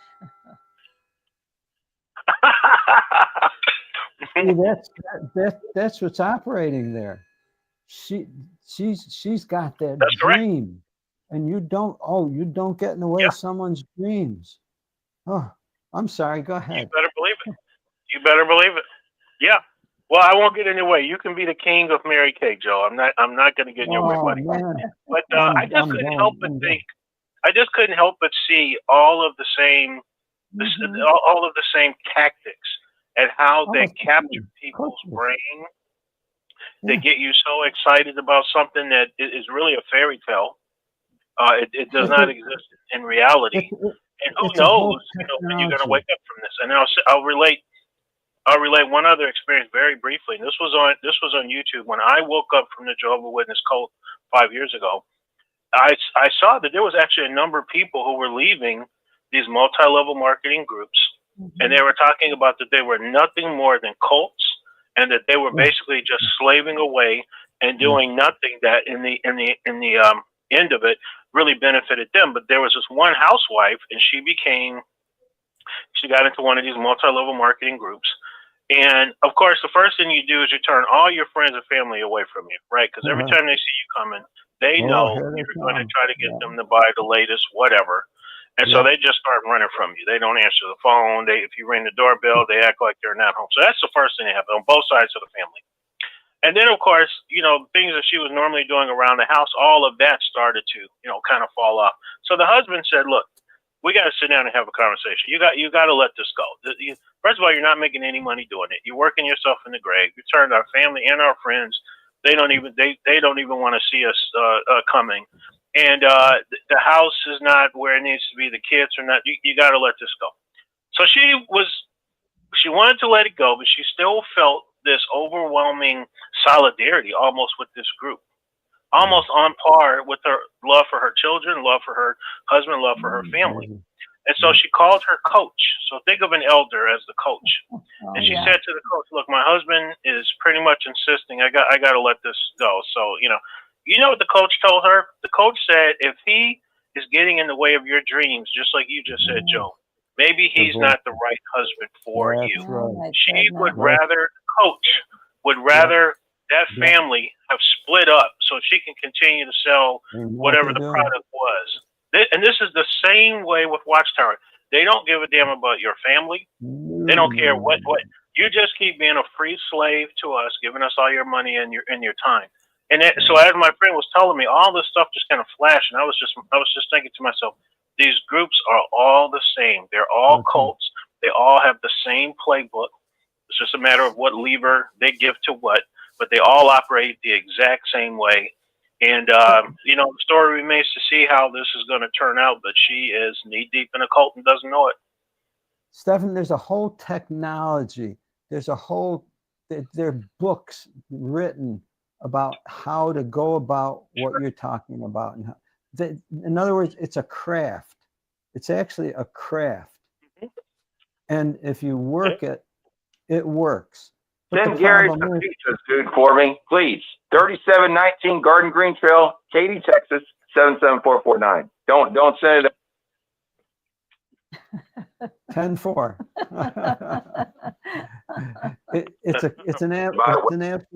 It's an absolute craft, and we could, right, Stefan, we could start this right now and do that with people, and it would work. But I wouldn't do it. But I wouldn't do it because you got to be a psychopath to do it. You got to hate people. You know, Stephan, you know what's worse True, you're right. than multi-level and Jehovah's Witnesses is when Jehovah's Witnesses get involved with multi-level marketing. And we got involved in 3 of them when we were witnesses. And you know what their line was? Well, you can pioneer and you can, and there's Bethelites that are doing this multi-level, and it's like, and they would really try to sell you on it. So I was just thinking of that while you were, you and Joe were talking. Yeah. Live and learn. The reason why it's so easy. The reason why it's so easy to get a witness into one of these multi-level marketing groups is because they're already in a cult and they're already doing a lot of the things that you have to do in the multi-level marketing group anyway. You're already doing it. That's why it's so easy. Yeah, it's already tapped into their selfishness, to their ego. And you can go either way. You can either, someone can tap into your selflessness, you know, your charity, your giving, or they can tap into your selfishness. And if you're open, it's going to work. Yeah. It's going to work. And it works because you've already got a group of people. So you can prey on your friends that are, you know, Jehovah's Witnesses. And oh man, I tell you. That's exactly right. Live and learn. Exactly right. Yeah, it's amazing. Yeah, so anyway, I just wanted to relate that. Thanks, guys. Oh, thank you. Stephan. Thank you, Thank you for calling in. Invite someone else, Stephan. Will do. We now know he's in goddamn fucking Thailand. In Thailand. Go. Would anyone else like to come on that would like to share anything? This fucking goddamn transvestite. Any thoughts from anyone who would like to share we don't know your name. Hey, Joe, we got on Saturday night on Saturday night we have these drunken Bethelites come in on us. Yes. Yeah, we've heard. I know. So we're working on it. They've been away for a while, but they seem to be coming back in. Yeah. They get lonely. They get lonely at Bethel. They need good company, and this is good company, Rick. Oh yeah. Did you want to say something, Thomas? Go ahead, Thomas Hodgins. Yeah, hello. I'm here in Lawrence, Kansas. Here, I was just going to say, the conference has been locked. A little bit, but hey, I'm really looking forward to that convention in August. And of course, I would like to go to the meetups too, if I could ever get to them. But I was thinking about maybe we could even have some news agencies come and do a news clip for us. I think you did talk about that before, Rick. So that would be really neat too if that works out. Yeah, in fact, Tom, I will be contacting the newspapers, and if we can get the number coming that we hope to come, they'll come. But I tried to give them to my protest before, but we only had like 20, 25 people. That's an excitement. But if I say we're getting 300 to 500 people, we'll get the newspapers there. Yeah. Oh yeah. Well, that'd be awesome. That would go out all over too, so that would be great. Yeah. The first ever. Yeah. History. First ever. History being made. Epic.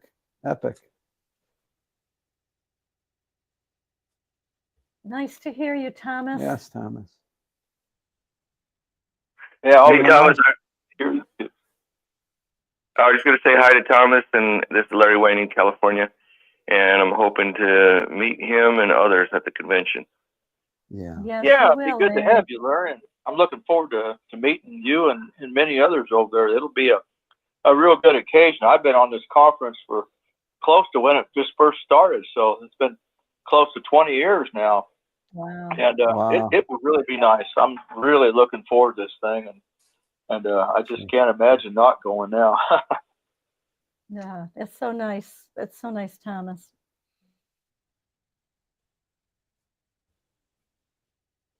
Would anyone else like to come on and share anything? It doesn't have to be whatever's on your mind. Anything.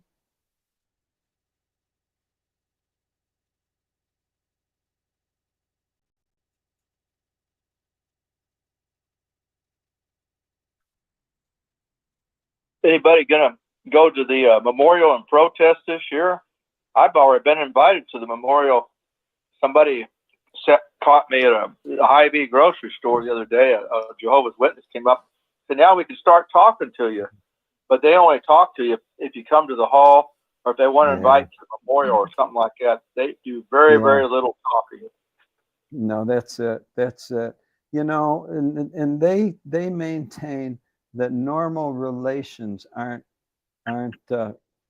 upset, but there are no normal relations. They do not maintain normal relations. That brings up a subject in my mind. You know, the Watchtower, even from a long time ago, even when they kicked me out, they supposedly had something in place that if a disfellowship person was disfellowship for a while, they would have the elders lovingly come and contact them and see how they're doing, if they're ready to come back or whatever. Yearly. I think yeah, like a yearly. I've been out since 2008. I've been out since 2008, so it's almost been 20 years almost, and they have not. No one's come to see me at all. And there are supposed new policies about welcoming back. It's I don't know if anybody's ever really done that, but in my situation, it's all a farce. You know, I tell you, Larry, what I think is they don't want the elders or the servants who would go with them, probably just the elders. They don't want the elders negatively influenced by the ones that are out, because they're going to have to listen to, That's exactly right. Yeah. Oh no, they. That's exactly right. And I told you this story once before, Joe, but I had a buddy who was in a judicial committee meeting, and somehow they got on the subject of Watchtower teaches that Jesus is not the mediator for mankind, only for the 144,000. And this elder literally jumped out of his seat, got within inches of my friend, yelling and screaming about that's your problem and you don't know the Bible, and of course Jesus is. So here you have elders who don't even know what Watchtower teach, so they don't want them talking to people like you and me. They don't want that. They don't want that. They're too smart for them. Yeah. Correct. See, you know, there's an end game. There is an end game to what's going on right now. There really is. This can't go on forever. In fact, it's so fast moving, you can't even keep track of what is going on. So we're going to wake up one day and we're going to hear and say, what? That happened? Oh my goodness. Wow. I don't know what it's going to be, but that's the way they're doing things, and with the type of knee-jerk reactions that they're doing, I wouldn't be surprised at anything. I don't mean to put Ruby on the spot, but Ruby, if you're listening, we just watched your video that you put out today, and it was from Pennsylvania with with the new district attorney. That was a good one. If you're there, maybe you could mention it. This was a case that was back in 2023, was it, Ruby? And now they just convicted him. I don't want to get the information wrong, but it was about CSA. It's about Pennsylvania. So Ruby, if you're listening, if you could just come on and update everyone on that, because that was an interesting short video that you did. If you can hear us.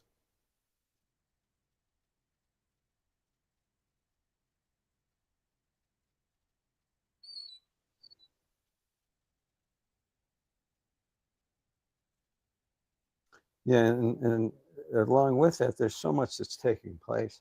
There's so much investigation and evidence that's being compiled so that the lawyers can actually make some money on these cases. See, lawyers cost. They cost money. The Watchtower throws all kinds of money at lawyers, and so they can.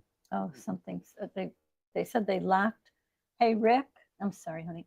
Someone said in the chat that no one can call in because it's locked. Are you there, Rick? I'm sorry, Fran, what was that? Someone said in the chat that no one can call in because it's locked.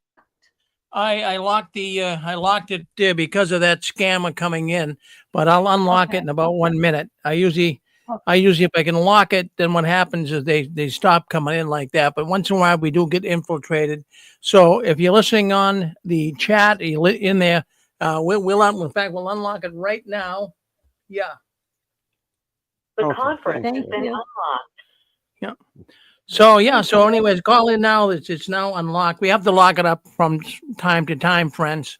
I'm not going to get too much into it because I want to give these guys a heads up on what's going on. You know. Yep. No, thank Joe you. and Fran, for the people who are listening who aren't locked, anytime that we get people get locked out, for the ones that are still here, not being locked out, anytime you want an opinion, just ask us on a certain subject. I mean, we may not have anything in particular that we want to talk about, but if you want to ask our opinion, I'm sure most of us have an opinion on something or everything, actually.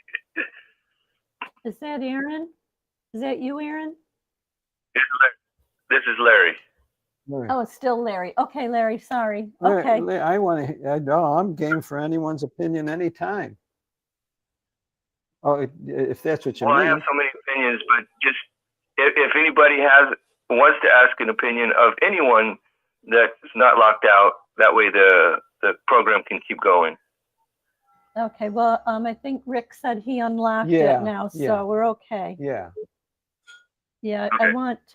I wanted Ruby, if Ruby's still on, if she could come on and relate that video that she talked about with the person in PA.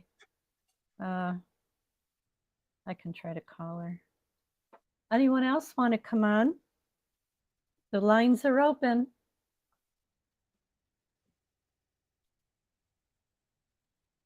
Hello, can you hear me? Hey, it's Yes, we can. Yes. Hello. Hello. Yes, go ahead. Yeah, this is Bonnie. My cousin witnesses, I was in for 50 years. And anyway, you were talking about how you got sucked into different, what do you call it? Selling stuff for the witnesses. Multi-level Okay. marketing. Yep. Okay. My cousin, she got into Manatech, and she was trying to get me into it. And she was trying to, she was going to all these different meetings and stuff for Manatech, and I think one of the witnesses that got her into it, he was really rich because of all the witnesses that they were getting into selling this ambrotos from Manatech. Manatech, I think it is. Anyway, I'm looking at it right now. A tub of that is $240.99. The retail is $267.99. So if you join it, they were saying how she was really into it. She probably still is. Anyway, I remember being in service with her one time, and she was saying that if people just don't realize, they don't know that if they just took this Manatech, this ambrotos, that they could live for 400 years. Okay. She actually said that out in service in the car. That's how delusional they are when they get involved in these schemes like that. Anyway, I just thought it was. And Bonnie, Bonnie, that's an extreme example of what people have as their own beliefs and delusions. See, that was extreme. But see, someone else has these normal delusions, let's say, that work in the Watchtower. There's so many delusions, and they know that people can be deluded. It'll work. It works for us. Works better for some than others, and so they're just looking for the ones that the magic works on. It's like magic. It's like magic on them. It and I don't think magic works on us. I hope. Thank you, Bonnie. Yeah, thanks for letting me talk. Oh, you come on anytime. We're still here.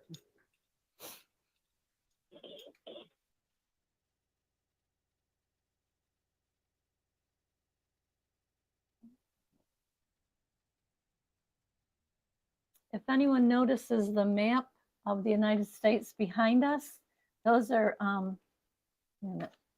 this way, different places that we've been, and we've done meetups, and some places we've been to more than once.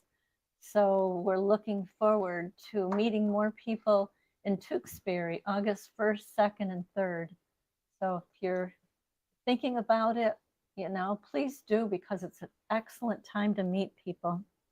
Yeah, and incidentally, anyone out there, I'm sure some of you have done meetups. You've either organized them yourself or you've been on them, or you can start doing that.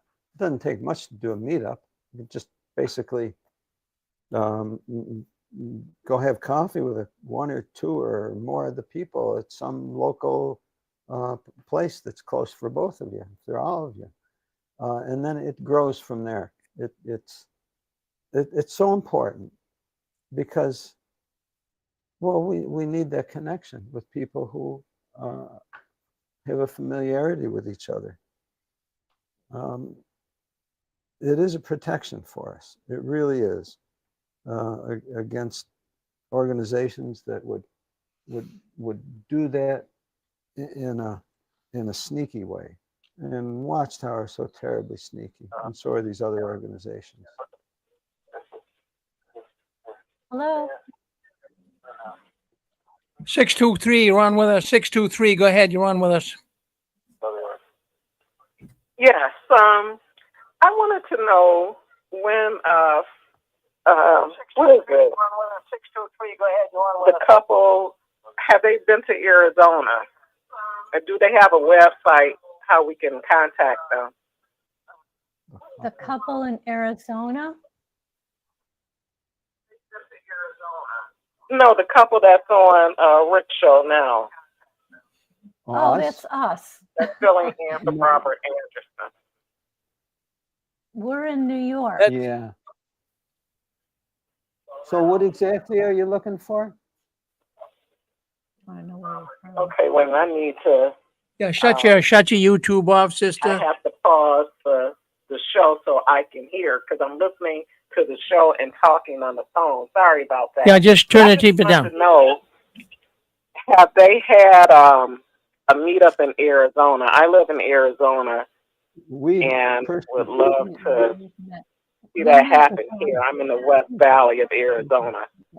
Yeah, we were in Phoenix, and we met up with Gigi for GB, Gilbert. And we also met up with Bo Benson, and but there may be other meetups in Arizona, so we can. Where would we go? Okay. Go to. I missed that. I didn't know about it, but is there? I mean, do you have a website or some kind or a newsletter so I can find out your meetups and maybe see when you're coming back to Arizona? Okay, if you go to EXJW Friends, there's Ruby, EXJWFriends.com will list the meetups there, and we will find out if there are any in Arizona, and we'll post it on there. We'll post it on there, okay? Okay, you said XJWFriends.com? Friends, yeah. EXJWFriends.com. Oh, okay. All right. Well, thank you. I will look that up. All right. Well, thank you. Our phone number is on the bottom. No, that's Rick's phone number. Excuse me. I put it in the chat. Okay. Yeah, our phone number is in the chat. Okay, so. I'll contact you at some point, maybe over the weekend, and we can talk. Yeah, you if we have time. Yes, Okay, it'd be sounds nice. good. Okay, thank you very much. You all have a good day. You Thank too. you. Thanks for coming on. Hi, Ruby. Thank you All for right, coming bye-bye. on, Ruby. Hey guys, how's it going? Good, Good, Ruby. good. Yeah, you put an excellent video Yeah, out. that was important to know. So we thought if you could share it with everyone here, update. Yes. Okay. So, if everybody remembers, in 2023, Pennsylvania had a huge investigation and they arrested about 14 to 16 Jehovah's Witnesses. There were elders that were, engaging in CSA within their congregations, and it was covered up since the 90s. So, there was an update yesterday. The Attorney General in Pennsylvania, his name is Dave Sunday. So Michelle Henry was the one who started this investigation, and now he's kind of continuing it. And so they just posted this on their Twitter page that one of the Jehovah's Witnesses that was arrested during that time has finally been sentenced. And I'll just read it. It says, Mark Brown, 67, was sentenced on Thursday after pleading guilty.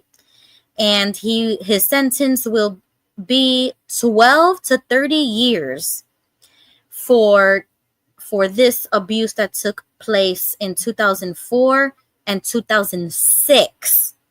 So I don't know. In my opinion, that's still fairly recent, that these things are still going on. But thank God they are finally getting the justice that they deserve, that the truth always comes out. And if any other, information comes up, I'm definitely going to do a video about it because we already know that the CSA issue is just out of control within the organization of Jehovah's Witnesses, and they hide it for too long. They don't take precautions or preventative measures to stop this from happening. So when it does happen, they just kind of hide it so that their reputation is still good on the outside. So that's pretty much the update.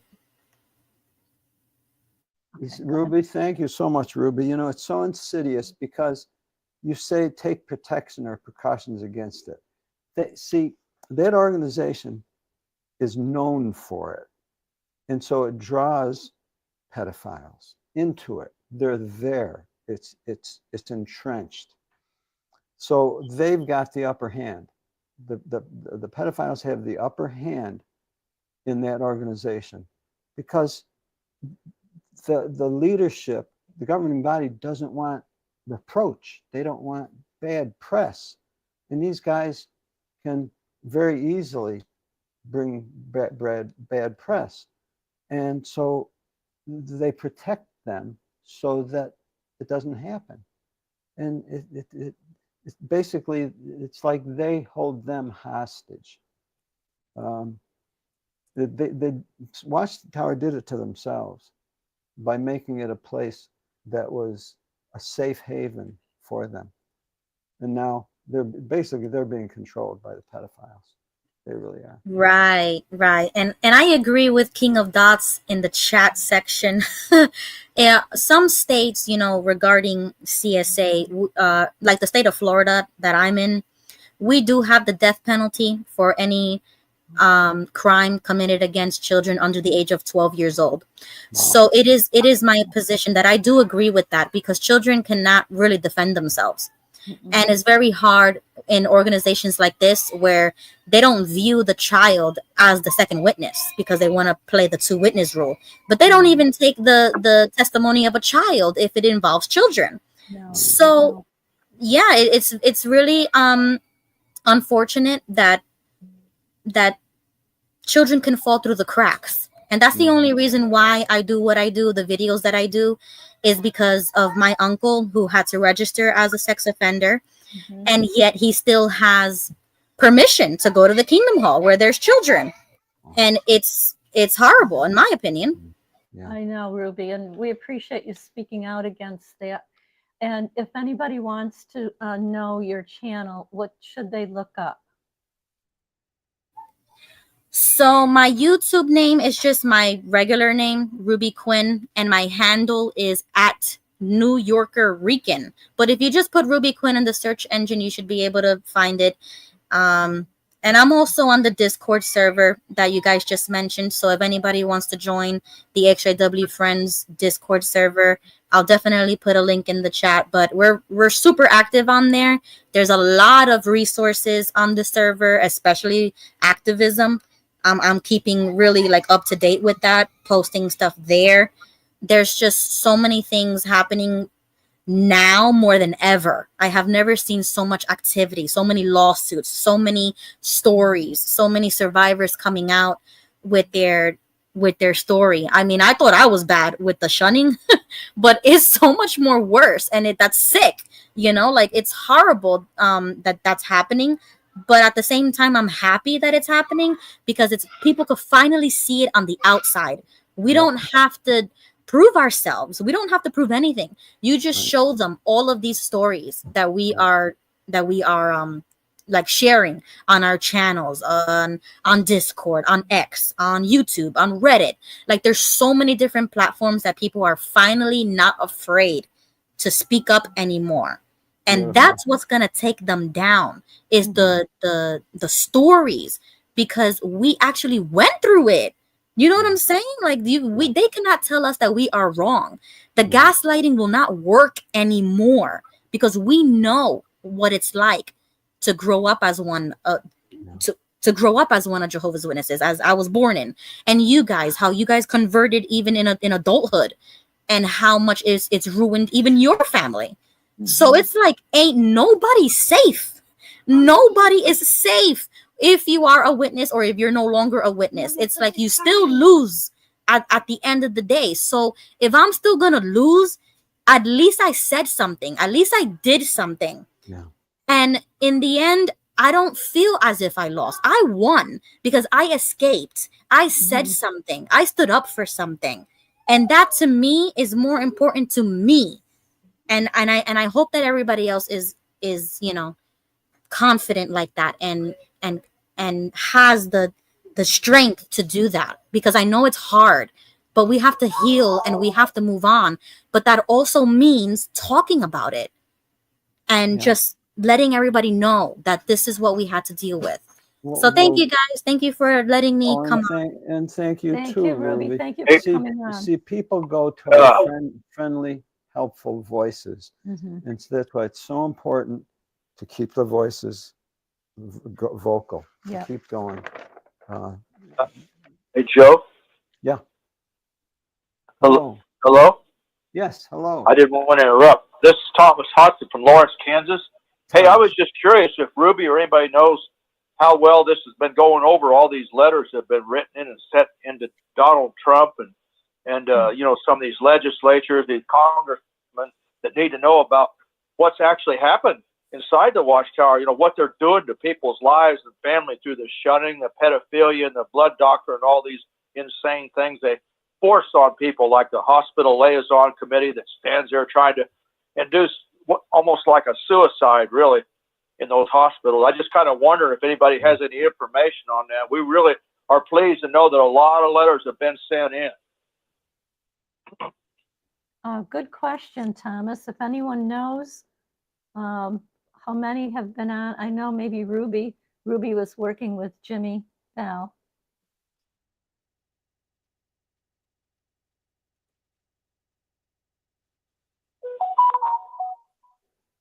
I suspect we're going to be hearing at some point. And I think that takes a little bit of time for that. Sure.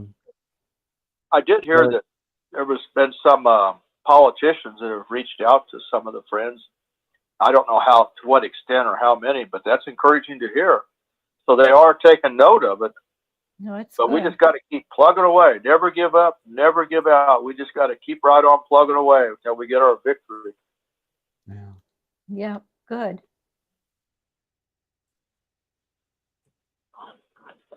Well, we've got a lot in the chat. We really appreciate everyone in the chat. We just want to mention that yesterday was Beverly Hayward's grandson birthday. He was 13 years old. So we want to wish him a happy birthday. And also Dehydrated Nurse, her birthday's coming up April 1st, April Fool's Baby, LOL. Nice. Yep, very nice. Yeah, let us know Oh, Joe? anyone's birthdays. Yes. Can you hear me? Can hear you. Oh, I like your show, and I was just calling out of concern for Barbara. I mean, I know her husband passed, but did her son, who's been shunning her for like 30 years, did he help her with the funeral arrangements? Do you know? I can't say. I don't know. Maybe Rick or someone knows something about that. But it's something everybody kind of has a concern for. I know. I don't know. I don't. Because I thought with the new changes, at least they can talk to a disfellowship person during the time of like a death or a funeral, make arrangements. But some witnesses would still shun you even during a funeral. Yeah. I think it depends on the witness. I don't know. Rick, do you have any information on that? John, John, what was the? I just caught the tail end of it. I was just doing some other thing here. But what was the person died? Did you say? Well, no, I was just saying that I heard about Barbara Anderson's husband passed, and I was wondering because I remember she had said her son has been shunning her for like 30 years, and I was just wondering, did he like at least help her with the funeral arrangements and? Or is he still shunning her? Or? Well, yeah, no, I talked to Barbara last week, and well, what happened is the son, after not speaking for over 20 years, called Barbara. I mean, that's his mother. His father just died, so the son called Barbara and said that he was sad over the whole thing, but he was very cold. She said he wasn't like really getting into the family feeling here. He was very cold about it all. He had a just small little discussion with her. They didn't get into talking about apostates or anything like that, but she wasn't really totally satisfied with his demeanor, the way he presented himself in the call. It seemed like it was just done out of, well, I better call my mother and tell her that I'm sorry Dad died. I mean, how cold can things be? So she was kind of concerned about that. It did bother her, and but she said, they did have a conversation. He's very busy at Bethel, and he's a real loyal Jehovah's Witness, and it's just sad. It's really sad, John and Joe and Fran, that the organization actually doesn't encourage it. Now they don't come right out in the literature and say, don't call your mama, she's an apostate and your father died. They won't say that, but there's a message that's given out. The witness would feel very uncomfortable, Yeah. Rick, we talk about this all the time. Our four children haven't contacted us in what? 3 years. 3 years. Right. Now, in the event of one of our deaths, and I would not view any one of the children returning at that point as a sign of respect. I really would not. In fact, for the surviving mate would have to feel and realize that my mate, my loved one, had to die in order for you to make connections. That is not, to me, that's not a sign of respect. That's not paying one's respects at all. In fact, the family does not take very kindly to the fact that they're doing that. So what we talk of doing is making arrangements with the funeral director and seeing if they will contact our children and let them understand that they really would not be welcome. They would not be welcome there by anyone's there. just so that they understand really what's going on, what they're doing. See, I happen to feel that there's a lack of understanding about the situation. I think they're under that kind of a mind control that prevents them from seeing the deeper situation. If they think they can just waltz in and quote unquote pay respects, that's not the case at all. Yeah, they did that when Joe's mom passed away last March, and they came in, and we were in line, and they came up to Joe and they said, "I'm sorry," and they hugged him, and then they moved on, and they said the same to me, and they moved on, and they didn't say anything else to us. So the family there that are not Jehovah's Witnesses, and they know the whole situation, they felt really bad that they did that to us, and they, it angered some of them.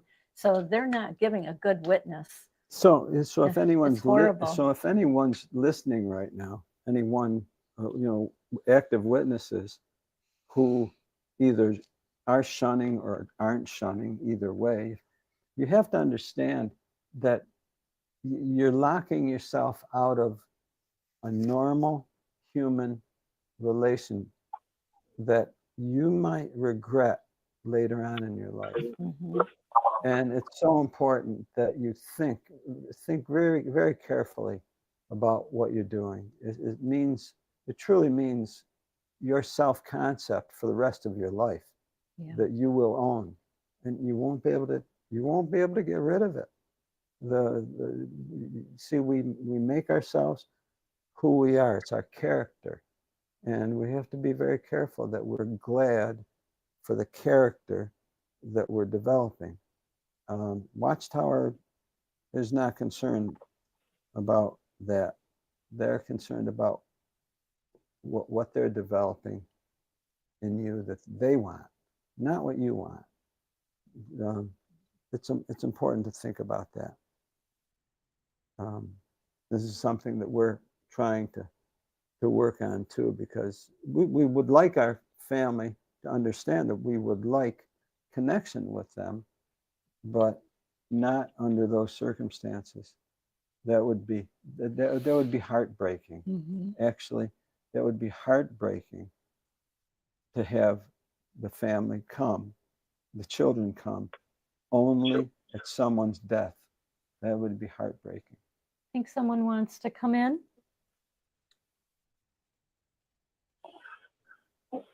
John, you want to say something? Go ahead, John.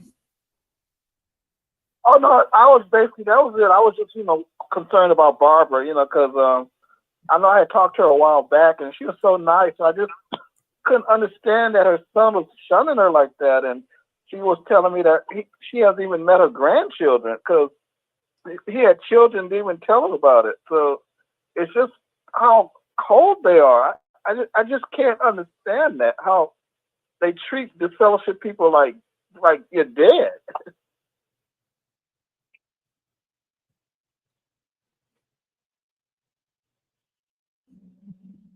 Yeah, that's how they do, John. Go ahead. I believe, Susan, that's you again. You want to come in, say hello to Joe and Fran?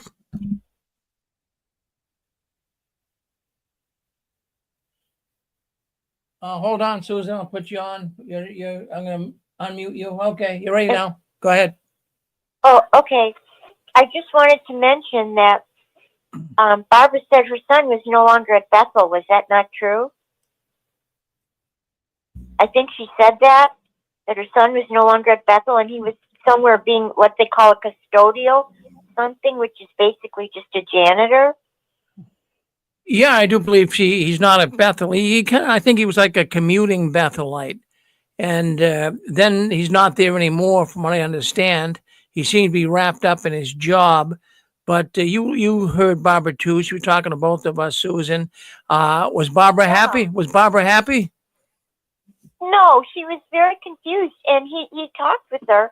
And then when he ended the conversation, it was like it was kind of over. He didn't indicate that he would call her again or check up on her, because Barbara's going through some health issues right now herself, and she could use some help. In fact, she called someone, a young man, about her situation, and he came and moved in with her and her sister-in-law to help her because she needs help. And so he's like a son to her. He's better than a son to her. He's an ex-witness. So it shows how wonderful our community is, that we step up for one another. And her own son, which could really help her right now, won't step up and help her. So it just goes to show. Well, thank you for bringing that up too, Susan. I kind of forgot about that, but that's absolutely right. Barbara did mention to us, and when she comes on, she'll tell us all about it. She has an ex-Jehovah's Witness man. He's in his 40s, and he heard about Barbara's plight, and he was so sad. He was so sad that, this happened to Barbara, that he says, Barbara, I'm going to come and be with you and help you. So he went in, he moved in. Barbara gave him a room in the house. He's taking care of the yard and fixing some things around the house.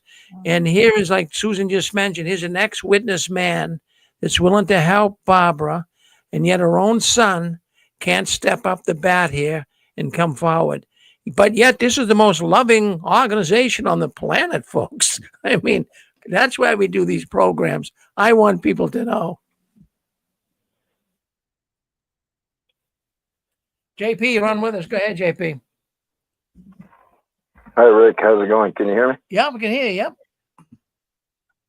Yeah, I just wanted to say I'm glad Joe and Fran were on here tonight to fill in for Barbara Anderson, and I'm glad that they announced our meetup that's coming up next weekend on April the 5th in Burbank.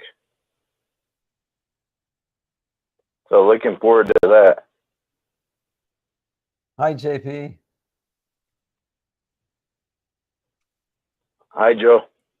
Can you hear me? Oh, yes, I we can can hear hear you. you. Good to hear you. Sounds like it's going to be a nice meetup, JP. Yeah, I'm really looking forward to it. And I thank you guys for getting this trend, like Rick was saying, for people to get meetups. It really wasn't anything going on before too much, before you guys started doing this stuff. There are few and far between, but we seem to have a regular one going on out here. So I thank you guys for that, for starting that. You're providing such a good example. Well, yeah, somebody has to do it.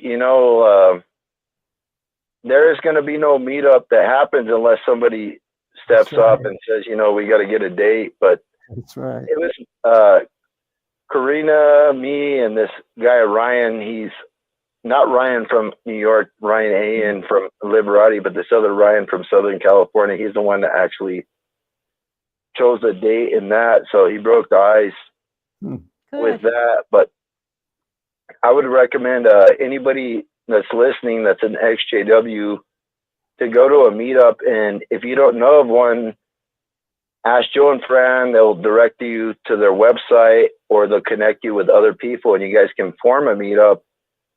And these things are the most cathartic and healing thing. You meet new friends, and then when you go to the next meetup, you have friends that you already know, and then there's new people that show up. And it's a really healing experience. And it's just good to meet up with other people that you've never met before. Some people go to meetups and they'll find other people that they've known in the past, which is really good. But to know somebody that, even if you're a very shy person, which I'm kind of, I'm more of a to myself person, but when you go to these meetups, it's already the icebreaker that you're an ex-JW, and when you come from the witnesses that when we were witnesses, we were just willing to meet and accept anybody as our friends, but as ex-JWs, we know where we're coming from, so we still have that same attitude. We're very open, and it's almost like meeting brothers and sisters that we had in the organization, but we're ex-brothers and sisters. So the love is still there once we left the organization, and it's a very powerful thing. And we come to find that a lot of us have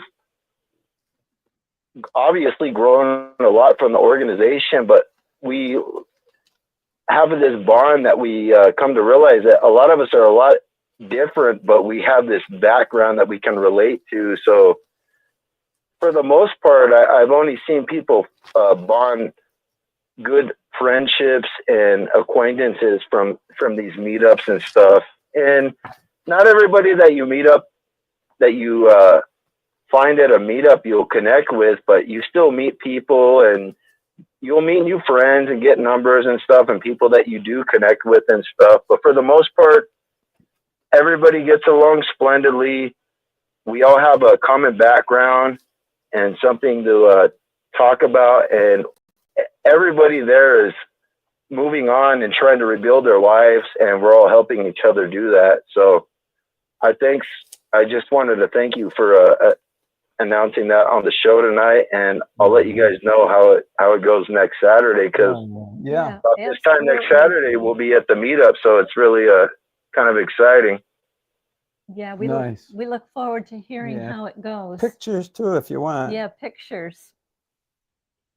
Yeah, I'll take some pictures, and then if I'm able to, if Rick's live, which he probably will be, I might try to call in the show from the meetup, and maybe, everybody can say hi, or whoever's, able to or willing to. Nice. Can say hi and give a shout out to Six Screens also. Yeah, that'd be good, JP. We'll be live. So if you can call in during the program, if you have some pictures too, it'd be great. It'd be wonderful. Thank you. Yeah, Rick, if you want, I'll let you know, but if you want to put up a StreamYard link next week, maybe we can all just give a quick shout out to you and Six Screens and all our XJWs from our meetup. Yeah, we'll definitely do that. I'll put that up. Yep. Give everybody a quick shout out, and then that'll be it. I'll let you know. Good. Thank you. Okay, Rick, thank you. That's all I had to say, but it was good seeing Joe and Fran tonight, and I hope Barbara Anderson is okay, which I know she will be, because there's a huge community supporting her, even though almost none of her family, her son and that, are able to, which we all understand why. Yeah. So we're all here for her, and thank you.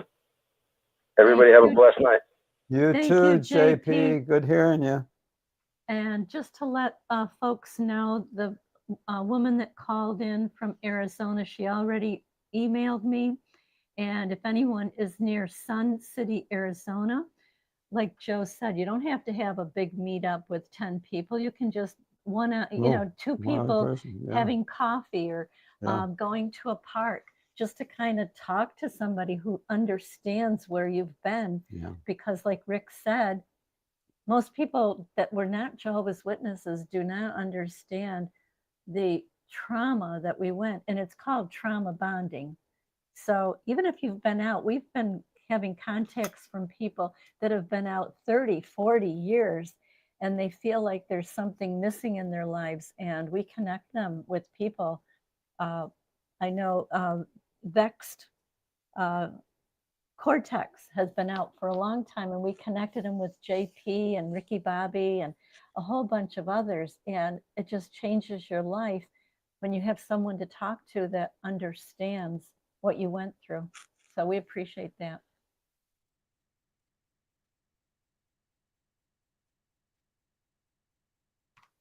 Well, Joe and Fran, maybe we'll get to the news here tonight. My goodness gracious. So take about a few minutes and go ahead and wrap it up and give your closing comments and what have you. And that's good. You did a good job. A lot of people calling in. We had to lock the program there for a while, but we're back in action now. So go ahead and give your final thoughts. Okay. Thank you, Rick. We're just grateful that friends stay connected and make more connections too. Mm-hmm. And it doesn't take much to make a connection. And if you don't know of anyone in your area, just give a call, because give them our number. Our number is there somewhere. No, we'll just give you our number. Yeah, we'll give you our number. But call us. Yeah. We've got many people around the world that we can connect you with. And they don't have to be just in your area either. You could be connecting with someone around the world. You can be on the phone or you can email someone. But our phone number, if you want to take this down, I'll say it nice and slow. And we're on the East Coast, so you have to keep that in mind. Our phone number is 315-221-0130. Again, that's 315-221-0130.